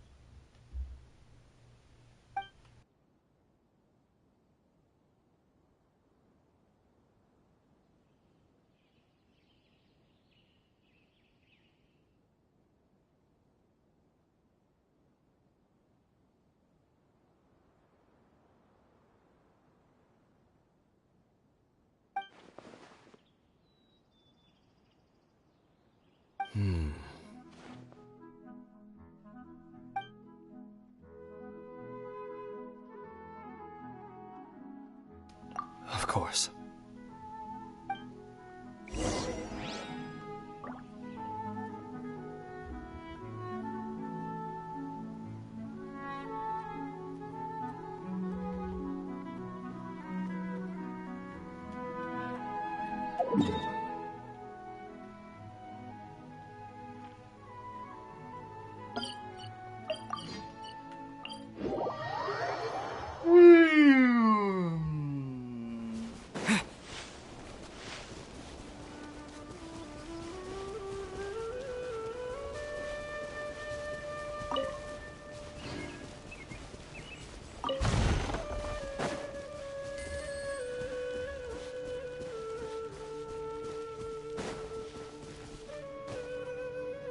So you hid it way out here? Not an easy place to discover, that's for sure. Well, let's go check to see if it's safe. Traveler, wait. Yup.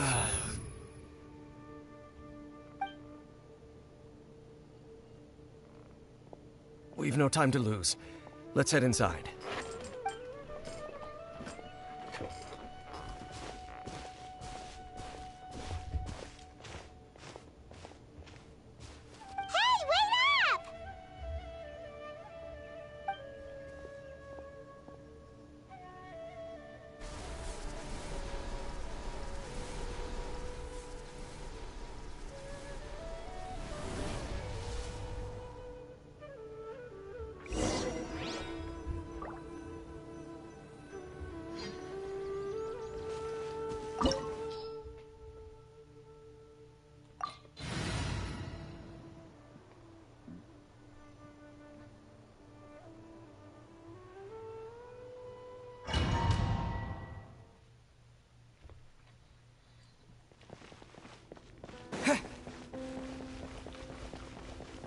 I need to talk to Quail character.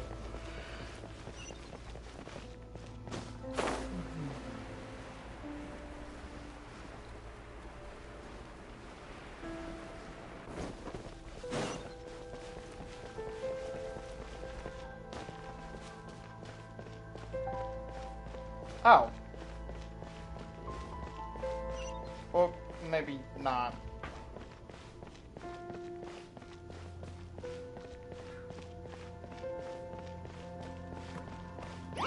Just like Ready, steady, go! Oh no!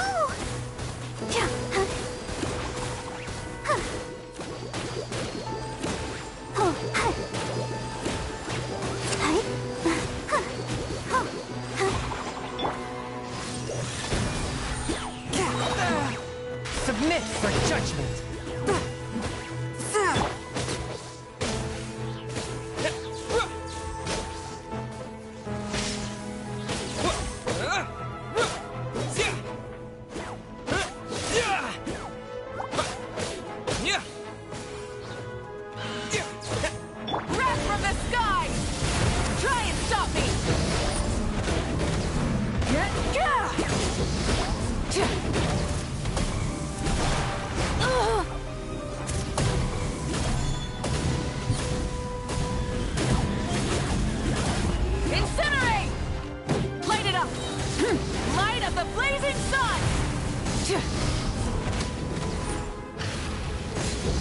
appears the mechanisms here have changed over time.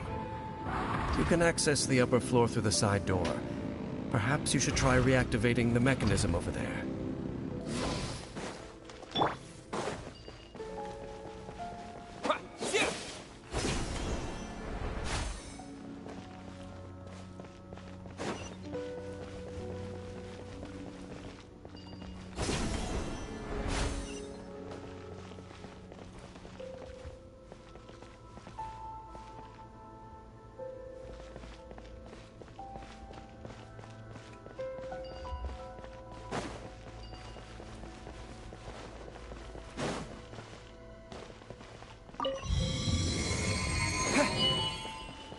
Up! One guard.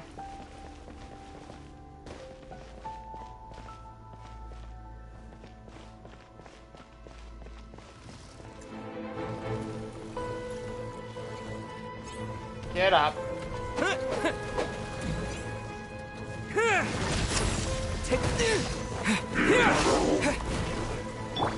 Rise with the sun!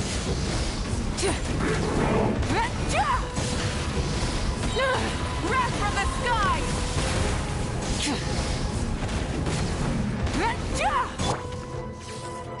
Spirit blade!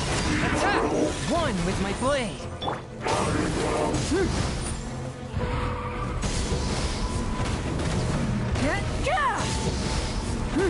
Pyroclastic surge! Lightning flash!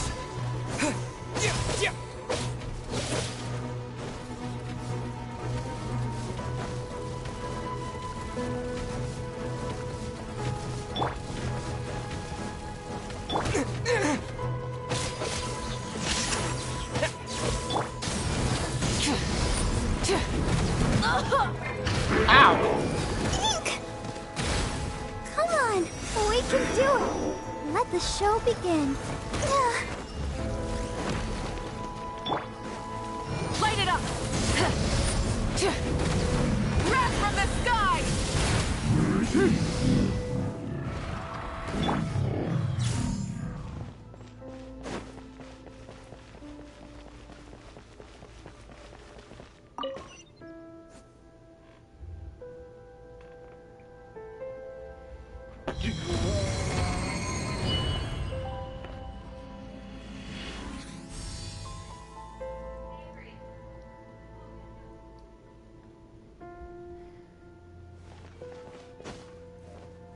Make sure all the runes are pointing in the direction indicated by the light.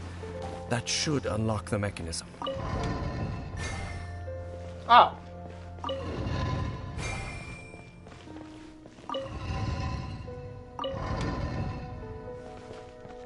Wait.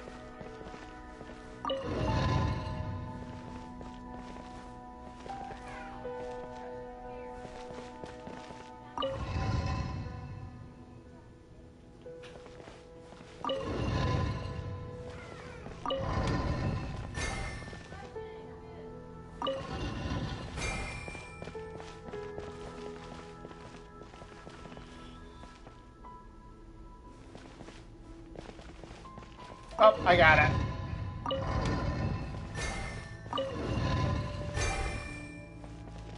Ah, the door's open. Let's go. Our destination is just up ahead.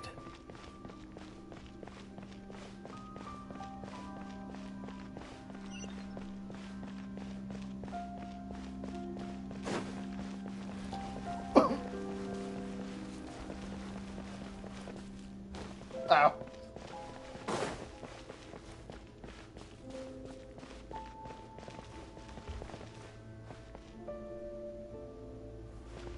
So that would be great for a horror setting.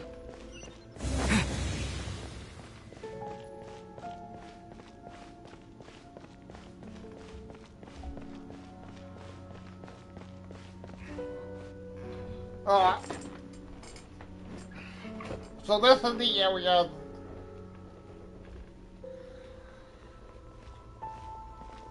Looks like we can't go any further.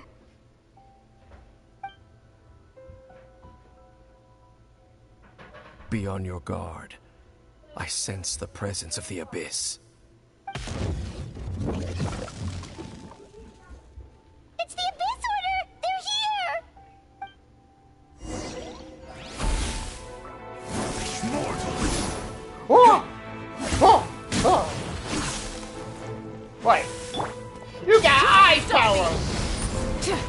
That should be easy.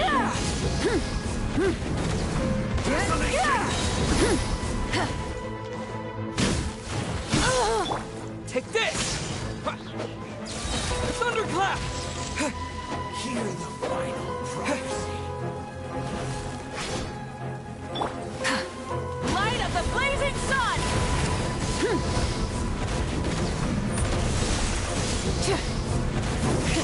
Rev the engines! That'd be crazy to assume, but like... Forth, my blade, from whence you came!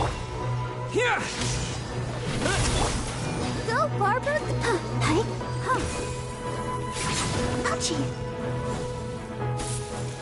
Desolation!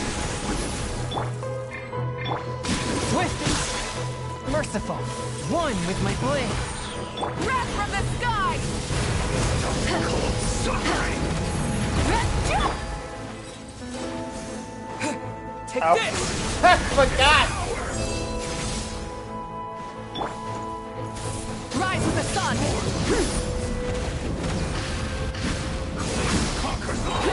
Light of the blazing sun!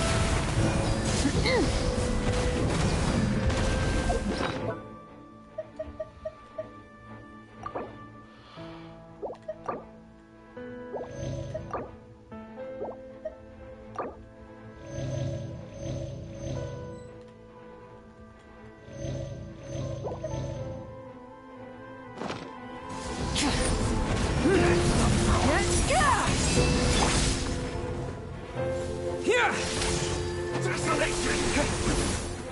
Oh! Fury blade!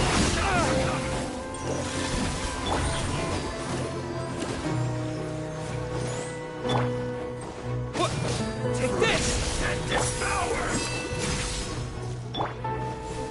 Full throttle!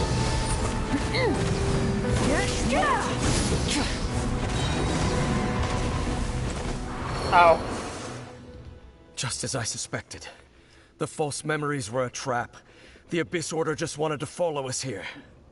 Now that they're in the vicinity, we should have a chance to see...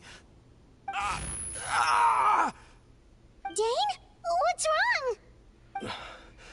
Can you feel that? There's been a disturbance in the ley lines. It must be the work of the Abyss. Wow, you must be really sensitive to that sort of thing. Paimon doesn't feel it. You too. Do as I say. Use that mechanism over there and leave this place. The Abyss Order is putting something in motion. If you return to Vimara Village, I suspect you might finally have the opportunity to locate the missing villager. Just think of it as a way to divide and conquer.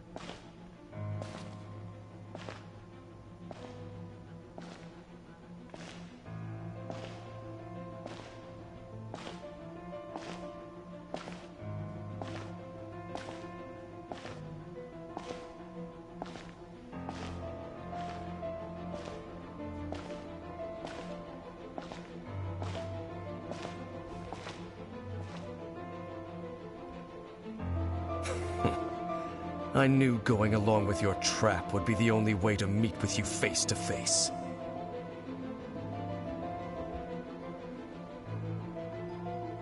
You risked your safety and that of the Eye? That's quite the gamble, Dainsleif. But I believe that I am the one walking into a trap laid by the Twilight Sword. So you came here all on your own? What about those followers of yours? When the Twilight Sword is prepared for battle, any army I could send would only be marching to their doom. Better that I face you alone. I know you must have a lot to say, but if it's a conversation you want, you'll have to defeat me first.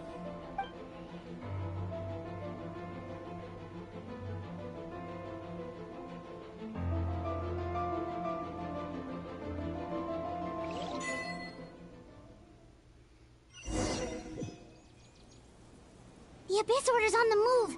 The ley lines are all out of whack.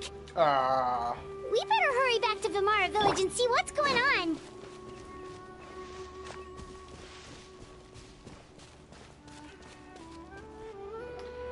Hey, look at those hilly trails over there.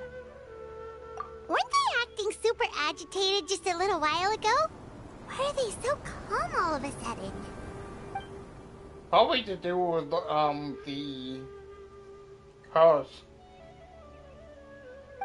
In the New World, they bade farewell to the shrouded sun.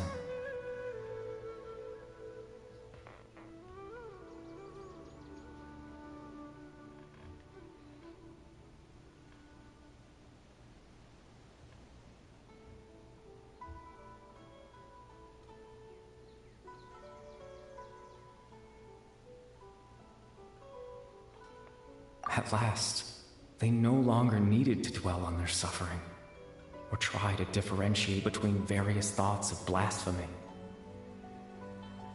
Such was the price they paid, and thus their souls became cleansed and pure. Did you hear that? What was that sound just now? It sounded so gentle. Could that voice be comforting the hilly trails in some way? Oh, this is weird. Let's check if this is happening anywhere else.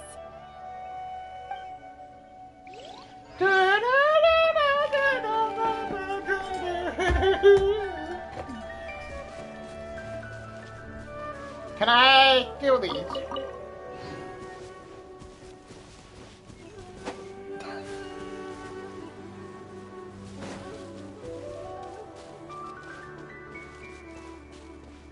Looks like the same thing is happening over here, too.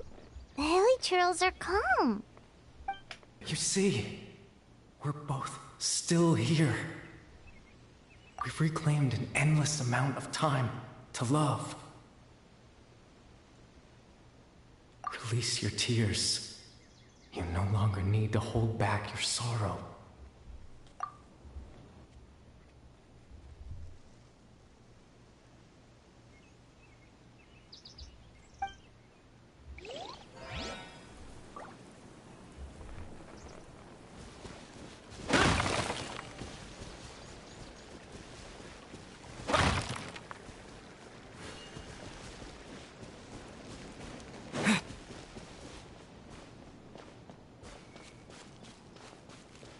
Over there. It looks like they're sleeping. In the end, he whispered, softly, "Sleep well, Father. Sleep well, my beloved people. When you awake, that which differentiates us shall be no more." It almost sounds like a poem or some kind of story. Well, now that the hilly trails have calmed down, Vimara Village should be safe at least. Let's put this situation to the side for now. Dane said this might be our chance to find the missing villager, so we should head back to Vimara Village before it's too late.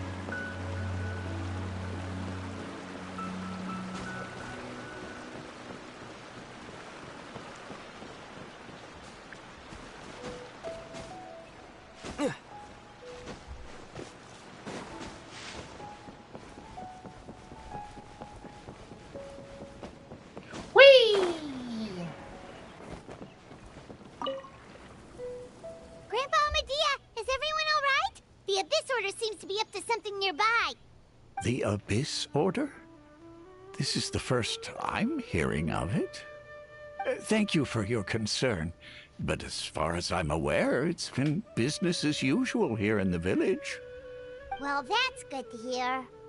Oh, also, you didn't happen to come across any clues about the missing villager while we were gone, did you? Someone's gone missing, you say? Who would that be? Huh?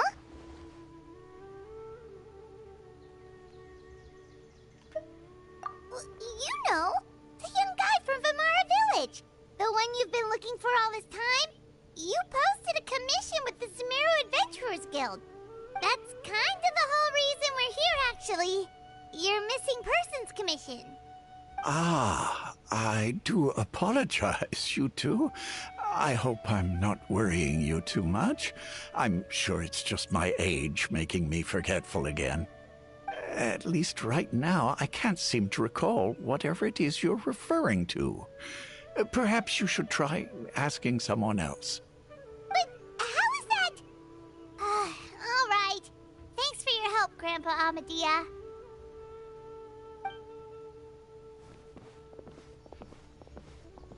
Something's definitely not right. We just talked to Grandpa Amadia about the missing villager. There's no way he could have forgotten all about him just like that. What do you think, Traveler?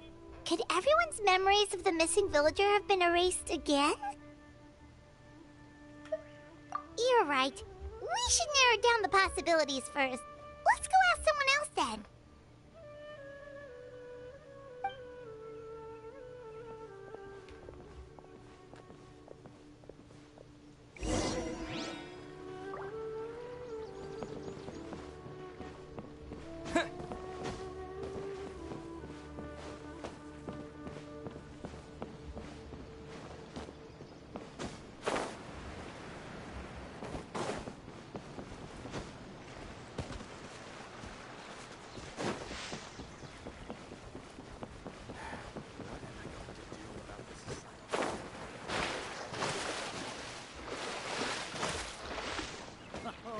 The haul today is pretty great.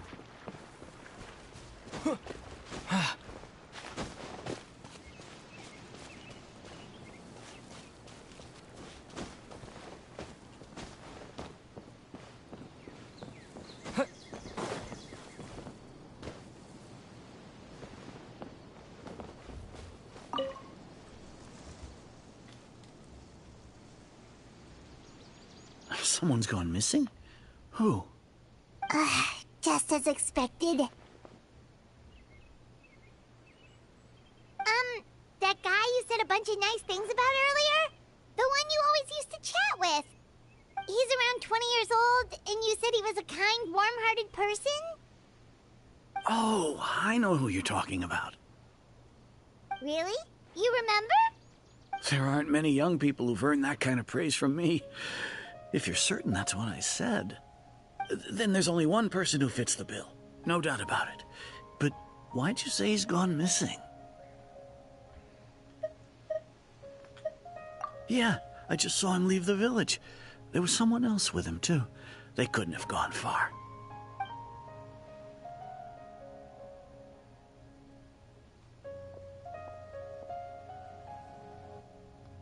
Strange. Bayram seems to remember him. And apparently he just saw him? Do you think maybe it's not that there's something wrong with people's memories, but that we've somehow returned to a time before he went missing? I don't know.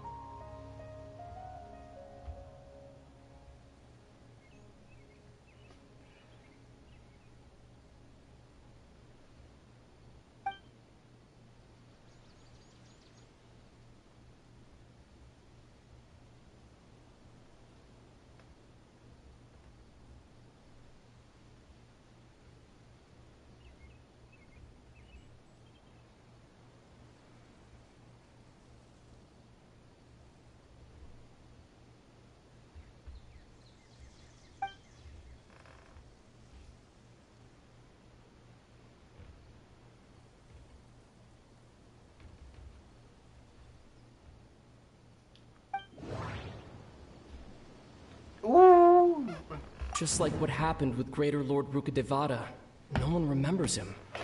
Because there's been a change in people's memories.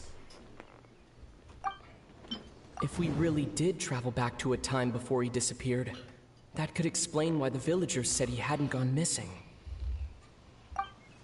If this person only exists in people's memories, maybe we're in someone's memory right now. Right! Paimon totally forgot about the ley line disturbances. We're in someone else's memory. Just like how you entered your sibling's memory last time. But how does that point you? That would also explain why we seem to be at a time before he went missing. It's a memory after all. Right. If he's someone who only exists in people's memories, then we're finally on the same turf. But didn't Bayron just say that he saw him leave the village with someone? Where should we go look for him? Who knows how long this ley line disturbance is gonna last? We might not have that much time and we don't even know whose memory this is. Good idea! That'll help us narrow things down.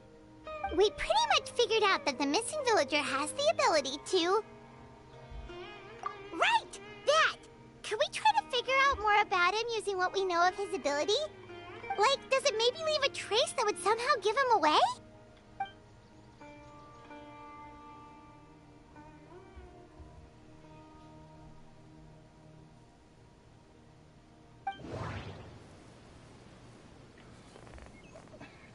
All the memories seem to be set in or near Vimara village, but I'm still not sure if they're restricted to this location. If time was allowed to pass within the false memories, there's a higher chance they might conflict with someone's original recollection. If time was allowed to pass within the false... There's a difference between memories that arise from lived experiences and those that are implanted into the mind. Perhaps it has something to do with time.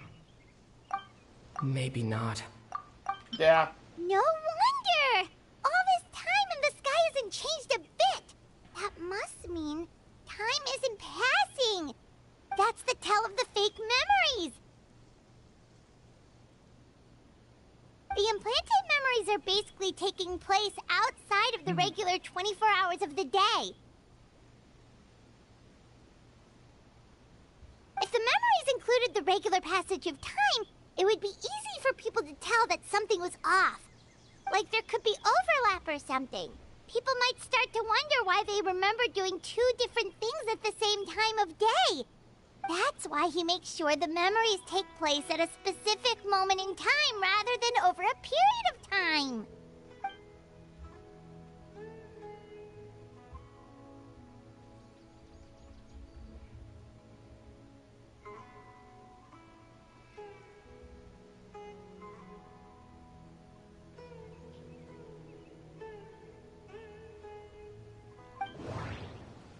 The color of the sky coincides with the moment in time she described.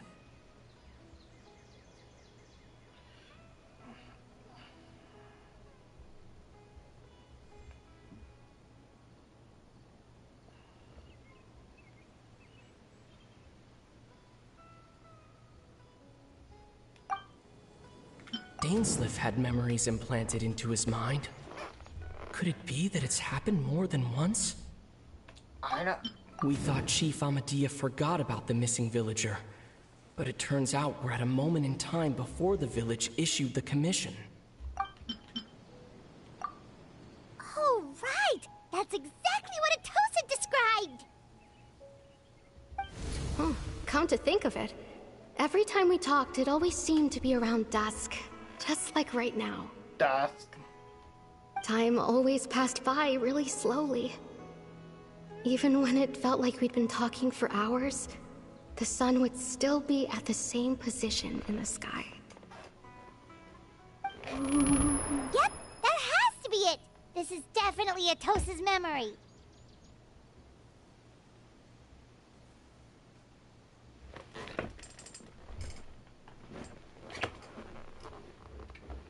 To the tree of Yeah, that's where they'll be.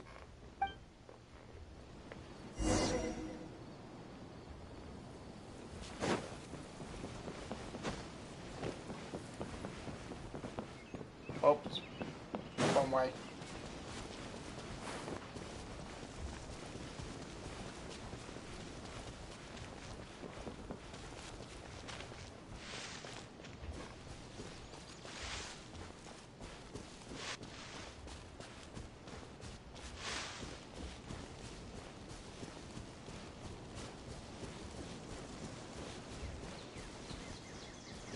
That might be him.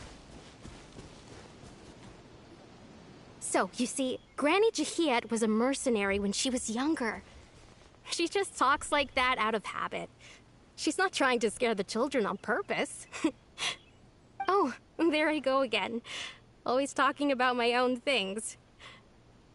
Do you maybe have anything you want to share? It's okay if you don't. You could also just talk about what you think of me? Oh, I think you're an incredibly strong and thoughtful young woman. You'll meet many amazing people and live a very happy life. You won't miss someone like me. Huh? Are those your friends over there?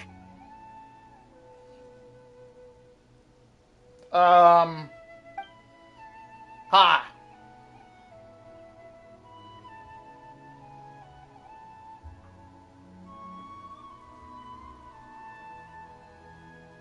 They think. Oh, right. This version of Atosa hasn't met us yet. Friends? I guess you could say that. It must have taken them a lot of effort to find me. So, I should see what they need. I'm sorry, Atosa. We'll have to continue this conversation another time. Another time, huh? Yeah, okay. I'll head back to the village then. Talk to you some other time. Oh no.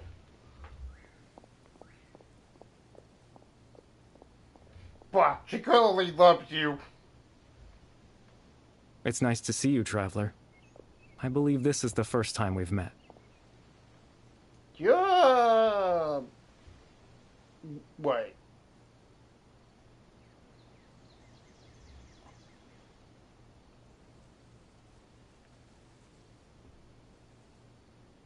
That thing.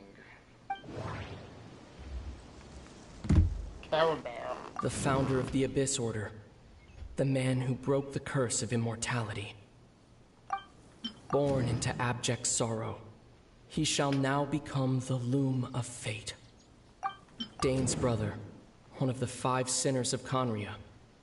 The one who stole the power of the Abyss. You're Caribear Alberic. Oh. You know me? That's quite the surprise. I don't believe I've met you before. Oh, I see. It was the memory, wasn't it? Yes. Your sibling's memory. You saw the me from back then. This is Atosa's memory. I came here to say goodbye to her. But I suppose I'll just leave her a message instead. Come, let's find somewhere else to talk.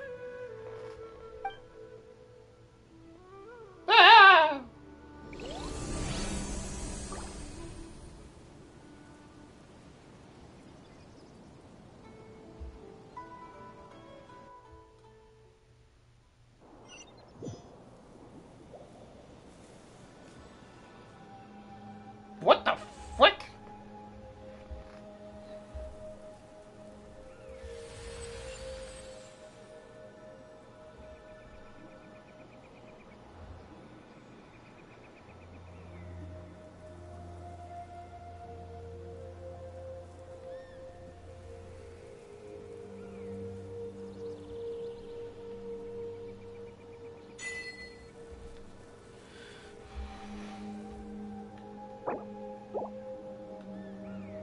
Yeah, that is beautiful. Can I swim? Oh. God dang it!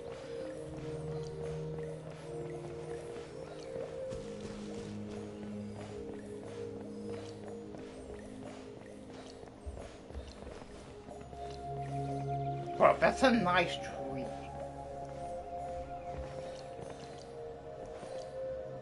It's obvious that, like, you have such a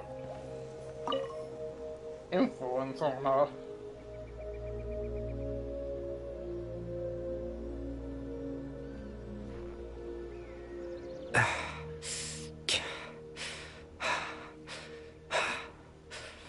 But I might be one out, isn't it? I suppose you could call it the realm of my consciousness. I'm someone who no longer exists in the real world, after all. As you well know. It's nothing. I still have enough strength to play the part of a good host. I've always hoped that I'd get the chance to talk to you like this, and now, the time has finally arrived. Yeah. Understandable. What happened to you, though? Extreme sorrow and pain. Hope and regret coursing through your veins. Because last I told you, And a you degree literally... of abyssal power that defies comprehension. Father told me that once I possessed all those elements, I would become the loom of fate. But, despite his intentions for me, I never truly became the loom of fate.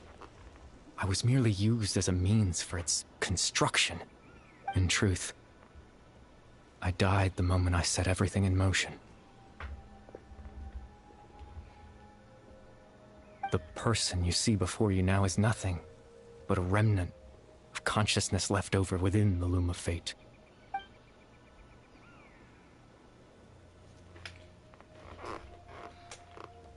As for your question, the loom of fate is a device capable of weaving ley lines. In its primitive form, it can only be used to create and implant memories. But, as more of it is completed, its power becomes stronger and stronger, until finally, it has the power to weave real ley lines of its own.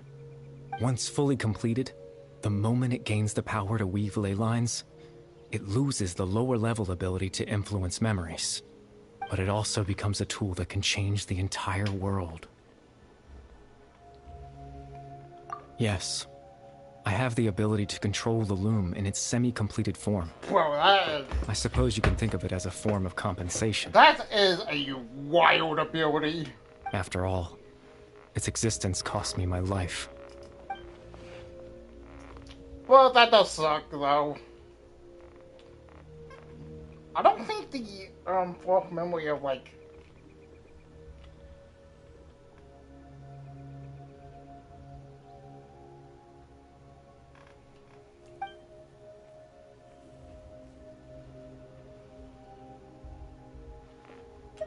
Ah, that. I was wrong to implant those memories. I'm sorry I caused so much trouble. No, it's fine. Not only but, for like, everyone in the village, but for you as well.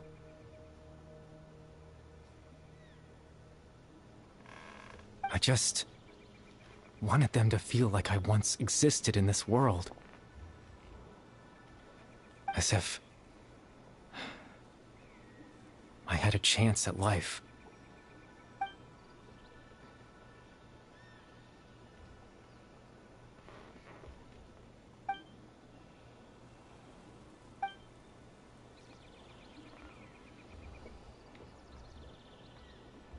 I don't know. I know what you must be thinking. Why would I do something so meaningless? But I just couldn't accept it. I had to know what it would be like if I had my own life. Oh, so that. What kind of person I would be. What other people would think of me.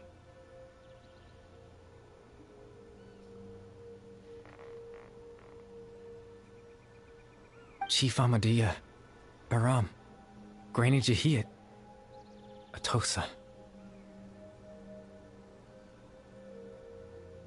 What would it be like if I could live alongside them?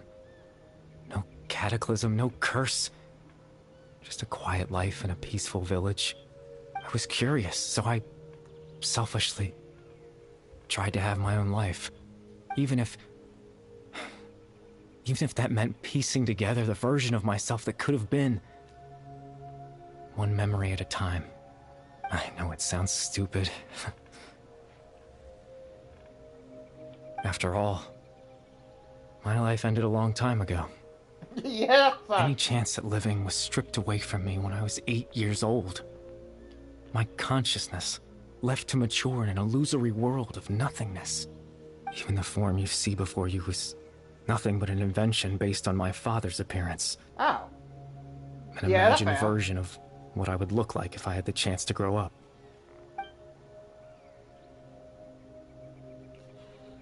Your real form is technically the hero. Everyone is looking for you. But there's nothing I can do to make them find me. If I could exist in the real world, I would return without a second thought and surprise them with the suddenness of it all. But, well, that's not possible for me. Yes, I understand that. Even though you only appear to memory users, there were great comfort to them. They all believe you once lived a... I know.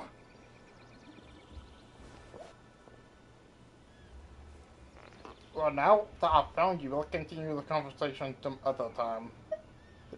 They might Captain Dainsleif. Twilight Sword, you mean? No need to meet up with him. Things should already be settled on his end. Exactly. As someone who could only exist in people's memories, the fact that I'm able to talk to you in my consciousness like this can only mean one thing. The Loom of Fate has already been completed. What?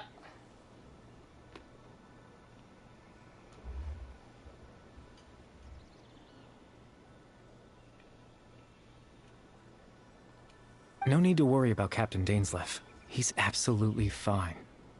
The only reason he lost the eye was because I happened to guess exactly what he was planning. Captain Dainsleif has had the eye inside his body this whole time, hasn't he? His plan was to lure the Abyss Order to a false location, capitalizing on their pursuit of the eye in order to have the chance to confront the princess. He would then hand the eye to you and tell you to take it away from that location. That way, Captain Dainsleif could accomplish his own goal and ensure the safety of the eye all at once. A very thorough plan. That's right, because in his mind, he had given it to you already.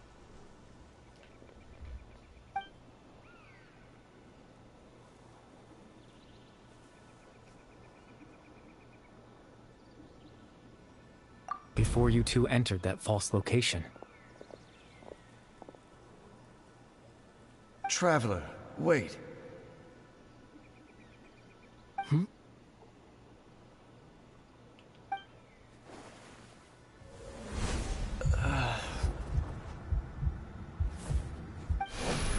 We've no time to lose. Let's head inside.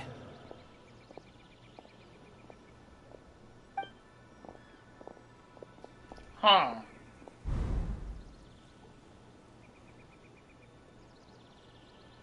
That was when I implanted the memory of him handing you the eye. Given the tense situation at that time, Captain Dainsleif failed to notice anything out of the ordinary, and took that memory to be real. I'm sorry, Traveler, but I needed the Loom of Fate to be completed. And to do that, we had to retrieve the eye.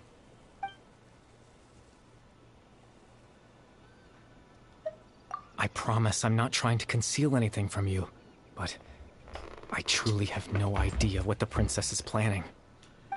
Tevat's ley line system is deeply entrenched in the planet. Yeah, Creating new ley lines can neither replace nor extend the ones that already exist.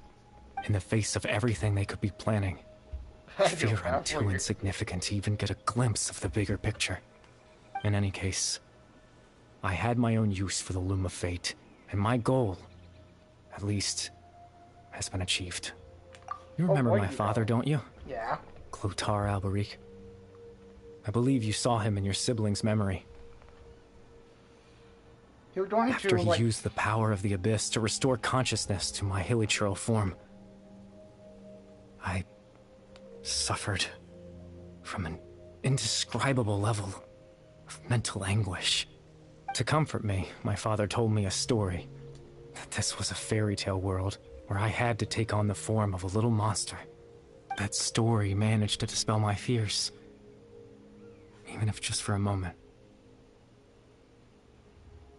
My goal was simple: to use the Loom of Fate in its near-completed form, when its ability to create memories was at its strongest, to implant a specific memory into the minds of the Hilichurls.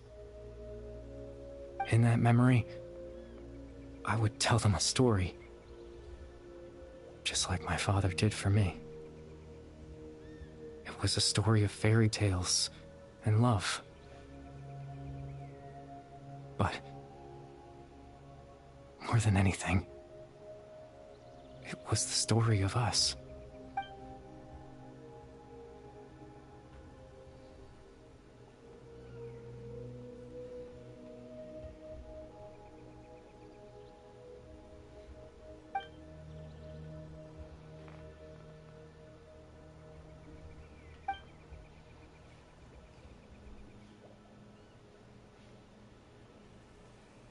I can't change the world.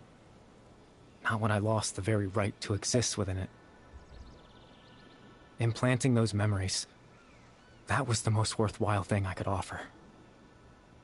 All that's left of my existence is a wisp of residual consciousness tied to the Loom of Fate. In truth, that trace of my consciousness should have dissipated long ago. My goal was the one thing that allowed me to hold on all this time. But now, the bedtime story is finished. And it's finally time to rest.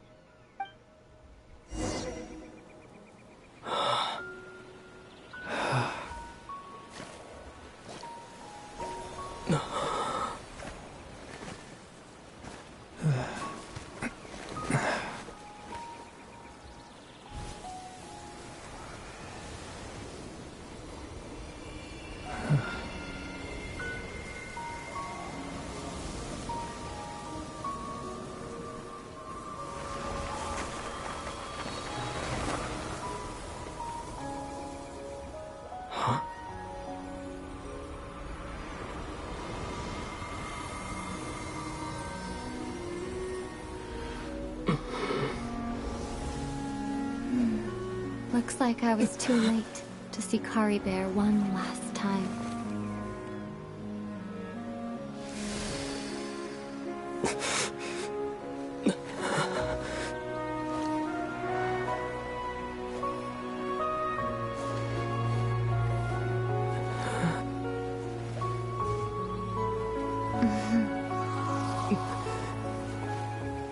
Kari Bear's consciousness is gone, and this space will soon disappear along with it.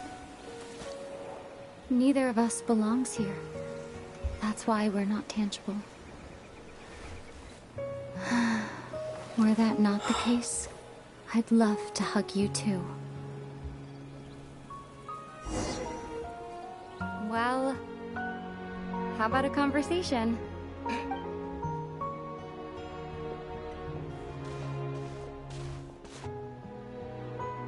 The chance to just stop and talk like this is certainly not easy to come by.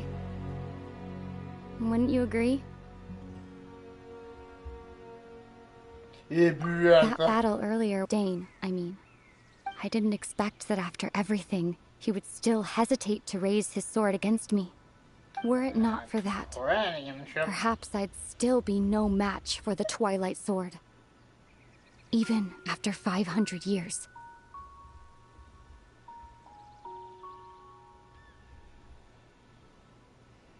The Loom of Fate, huh? I still haven't found a way to utilize it to its full potential.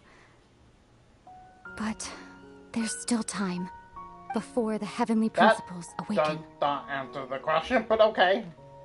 Yes, for 500 years now, ever since the cataclysm in Conria. There's been no sign of activity. Not long ago, you witnessed the Hydro Archon destroy her divine throne. Yes? Such a flagrant disregard for the rules, and still Celestia took no action. I suppose that's proof enough of the Heavenly Principles situation. However, the Heavenly Principles will awaken. We just don't know when that will be, or what might trigger it. You could say that. Just look at Kari Bear. He was so pure and single-minded. The space we now find ourselves is a perfect representation of who he was. Quiet and peaceful. Even as a hilly churl, seeing the terrible sight within the mirror wasn't enough to taint his spirit. He brought comfort to the people of this world, even though he was denied the very right to be a part of it. So ask yourself this. Who was it that deprived him of that right to exist? Of course, that's only one example. My feelings about the Heavenly Principles are too complicated to explain in just a few words.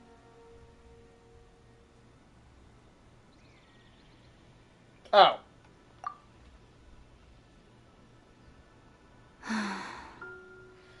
Ether?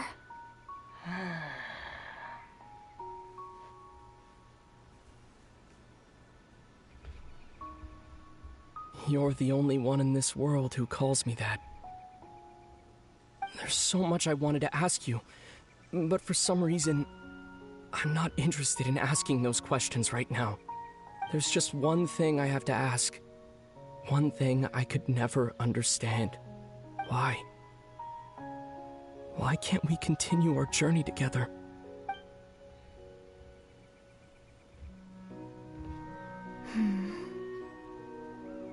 At the end of my journey, I arrived at a place known as the Sea of Flowers at the end. Do you remember? A long time ago, when we traveled between worlds together, you told me you wanted to find a place in the universe where that one flower was in full bloom. To have a place like that suddenly appear before me. Well, would you think of that as a coincidence? You mean... I miss you too, Ether. But as this war continues to rage, and as I continue to seek that final answer, I don't even know how to face myself sometimes, let alone my own brother. Huh? What's going on? This space has lost its tether. I doubt it'll be able to exist much longer. In fact, aside from our inability to physically interact with each other, there's something else you should know about this space. With Kari Bear gone, we won't be able to remember anything that happened here. Everything in space will be wiped from existence, including all memory of our reunion. You're only telling me this now?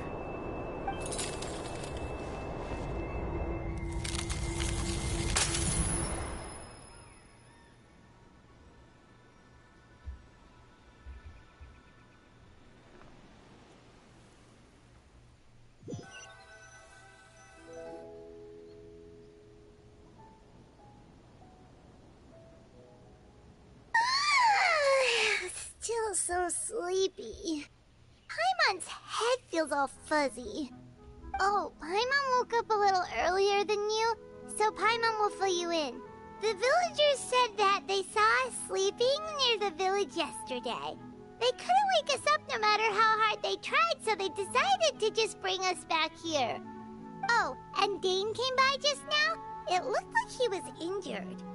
He didn't say anything, though. Just made sure that you were all right and left. Kinda seemed like he had a lot on his mind, but that's Dane for ya. Let's think for a second. We were in that memory, and we saw that guy you called Kari Bear. He was the missing villager that we've been trying to find, right? And after that, Paimon doesn't remember what happened. Wait, really? What a score!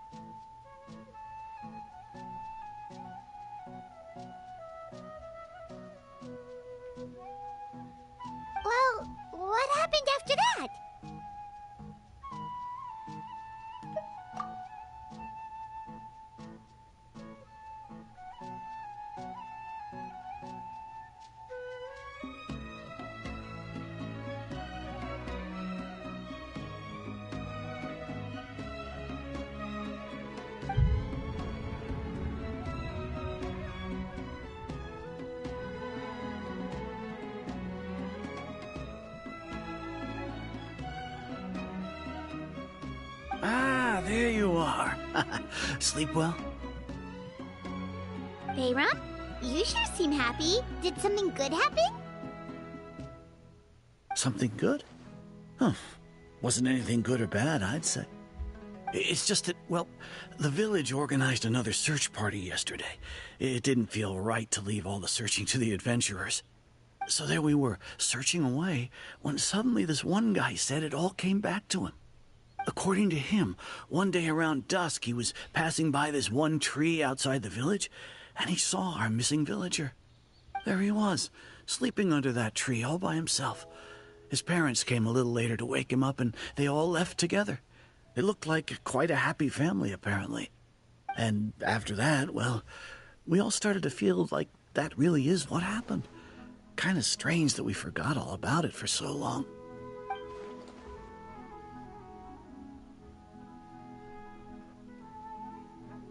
Oh, and we also remembered his name, Curry Bear. Now, that's not a name you hear every day. Would have been helpful if we remembered it sooner. Well, I hope he's happy wherever he is, and we're all relieved now that we know what happened. Seems like everyone thinks Curry Bear left the village. That's probably for the best. At least they have some sort of explanation now. Yeah.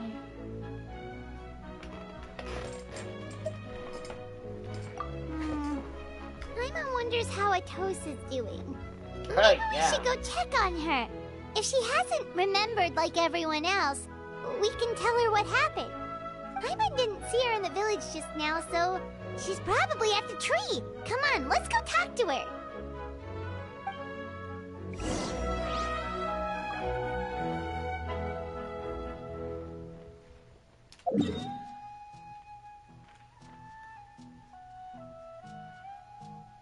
Huh.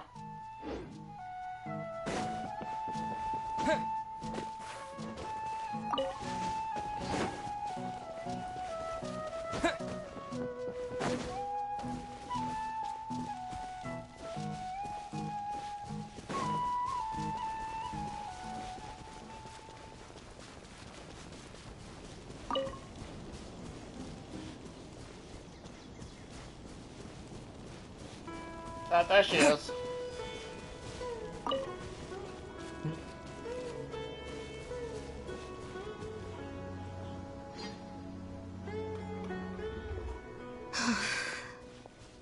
Hey, Atosa, how's it going? Oh, it's you two. I was just about to go looking for you. I wanted to thank you. I was part of the search party, so I remember what happened to Curry Bear now. Honestly, I just can't believe I forgot something so important. I mean, I'm sure he would. I want you to forget him. It's funny, but I have this feeling he told me the same thing. I just can't seem to remember when. Well,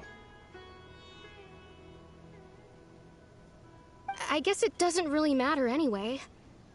Life is made up of a series of memories. nah, you As can long say as that, I but hold no. on to our time together, he'll always be a part of my life. I'm just happy I got to meet him. So, who cares what happens in the future, right? You're gonna cry, you know.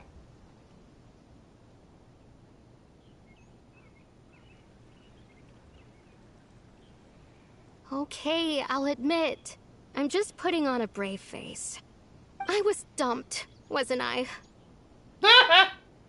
Otherwise, why would he just leave like that without saying goodbye? You don't need to comfort me. I'll be okay. It's just like Curry Bear said. It's the things we overcome that make life more precious. And you know, if he has a heart, maybe he'll come back and see me one day. Anyway, thanks for all your hard work, you two. I promised I'd help Granny Jahiet with something, so I should head back. Goodbye. Well, that should be it, right? Everyone's lives can go back to normal now. Oh, right! Weren't you about to tell tell Paimon what happened after your conversation with Kari Bear?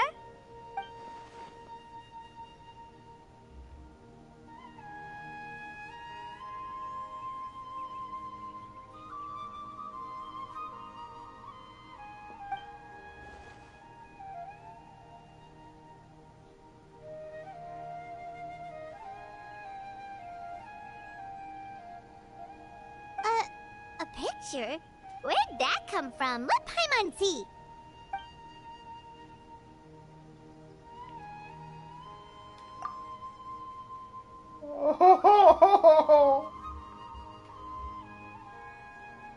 Wait, how did he even take this?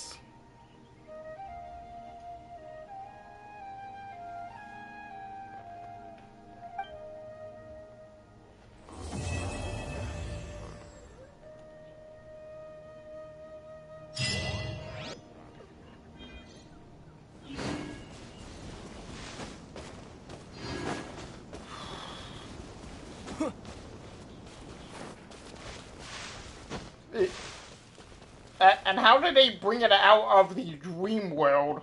Or the consciousness world? Oh, sorry.